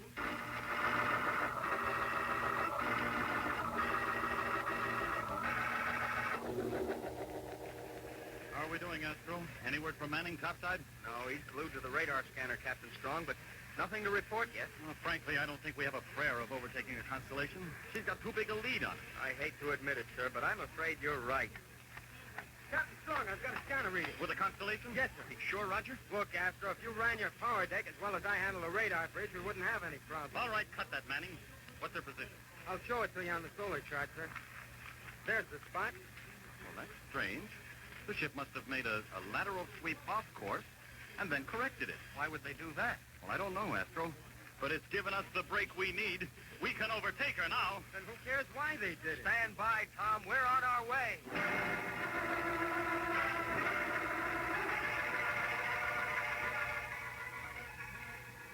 All right, Captain Pickering, you're back in control of your ship. Now, where's Harris? You won't be seeing Harris anymore, Corbett. What do you mean? You gave your word he wouldn't be harmed. You weren't listening closely. I said I wouldn't blast him, and I didn't. Then what happened? Where is he? Drifting somewhere in space. Why, you filthy space Don't rat. move, Corbett, or I'll blast you to a cinder. Why don't you get it over with? Because with Dawson gone, I'm short a navigator. You're taking Dawson's place. You're space happy. I'll never navigate this Don't ship. try anything. Attention, Constellation. Attention, Constellation. Polaris pulling alongside with boarding party. Captain Strong. Message received and understood. Looks like you're all washed up, Pickering. When they find me here, Sorry to disappoint you, Corbett, but when the boarding party arrives, they won't find any trace of you on this ship. I'm getting rid of you once and for all.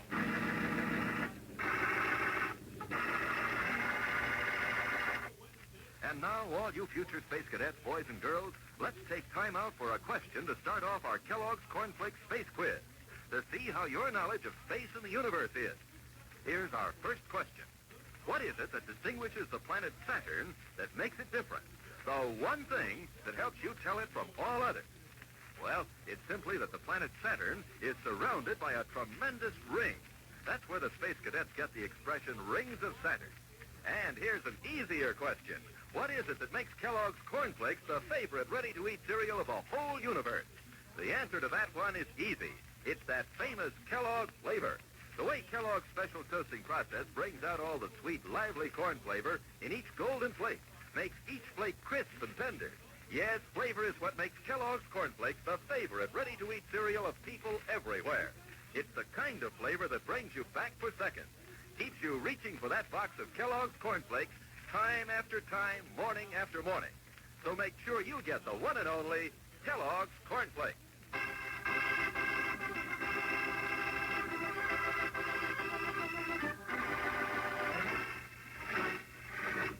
When Tom's desperate attempt at mutiny fails, his last chance of escape from the rocket ship Constellation is seemingly gone. Then suddenly the Polaris draws alongside, and Captain Pickering is ordered to stand by for a boarding party. Captain Strong and Cadets Astro and Manning make a thorough search of the Constellation, but can find no trace of Tom. Now, look here, Strong. I'm getting a little fed up with this. You're delaying my voyage for no reason at all. You and your blasted cadets don't get off my ship in 2 minutes, I'll see that you're broken. You'll be cleared when we've finished our search, Pickering, not before. Captain Strong! Captain Strong! Yes, Astro. We found something. You did? Yes, sir, Tom. Tried to search the entire ship from nose to tail. The cadet you're looking for isn't aboard. Now, listen. Now I insist that you let me resume course. You've had your chance. I've given you every bit of cooperation. What more do you want? Please, Skipper, don't let him talk you out of it. No, it isn't a question of talking me out of anything. We've searched the ship, and we haven't found Tom. Well, his watch, You sir. might be mistaken, Astro. All right, Pickering. Let's go back to the control deck, and I'll sign your clearance into the log.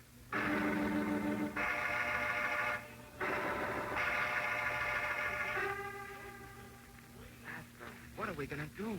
Look, the skipper's signing the log. In another 2 minutes, Pickering will be underway again. I know, Roger, and I'm just as sure as you are that Tom's aboard somewhere. But how can we prove it? All right, Pickering, there you are. You're cleared for the rest of your voyage. Thank you. That does it, Astro. Yeah. Hey, wait a minute. Look at that indicator on the control panel. Huh? Which one? The main rocket firing tube. One of them has mass in the reactor. So what? But we're drifting. There shouldn't be anything in the tube. The reactors only feed in during acceleration. Hey, you're right. Say, Roger, did you check those tubes? Did you look inside them? No, did you? Jumping Martian mice. I wonder... All right, boys. Let's get back aboard the Polaris. Oh, wait a minute, sir. There's something wrong. Are you starting that routine again, cadet? Get them off my ship. No, Skipper, listen. We didn't search the firing tube. And there's some kind of mass in one of them. Look at the control panel indicator. Why, that's just a gas accumulation. Here, I'll blast it out. No, get away from that panel. Get your hands off me, you young... Hey, I'm sorry to be Disrespectful, sir, but maybe this'll stop you. Go back. You Astro, right on the button. Sorry I had to do that, sir, but if he fired up that tube with Tom in it... Well, I know, Astro, but you'd better get down there right now and make sure you're right. If Tom isn't there, then you're in trouble.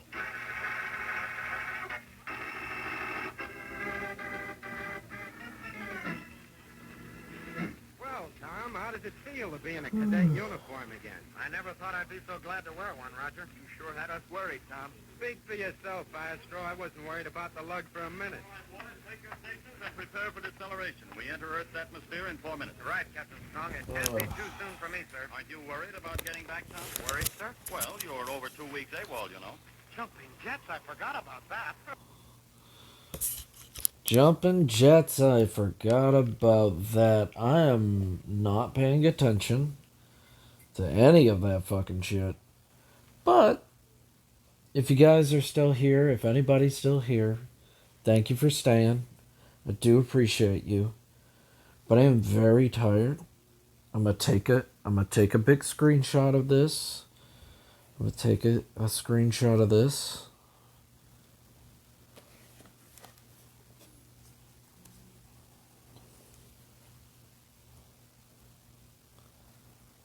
There we go. I'm going to post it on the Discord, and I'm going to be done for tonight. So thank you, everybody, you incredible people, you wonderful people. I do appreciate what you do. I do appreciate you guys. I'm slightly tired. Let's see who is on. We've got our friend, the Shy Red Fox. We got Hekiko EXE. We got Cat Von. Cat Von's always fun. Let's see. Yeah, well, you know what? I just want to send it to Cat Von. I just really, I know nobody's really here, but I'll send it to Cat Von. Cat Von.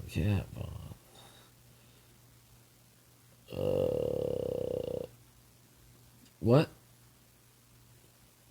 Raid. I don't get that shit at all. Oh, right. Okay, cool. That's fine. That should be fine.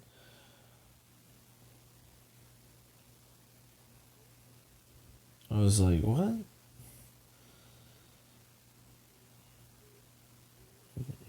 What's going on? What's happening? Nani?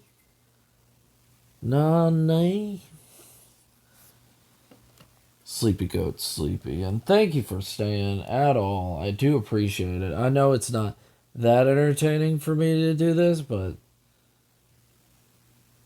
I'm just glad that you guys came, and I do hope to see you guys later. And you know you guys are incredible. You know you guys are amazing and stupendous. And I do hope you have an amazing one. I appreciate you more than anything. Now go get some rest. I'll see you next time. Bye-bye. And anybody that said bye-bye.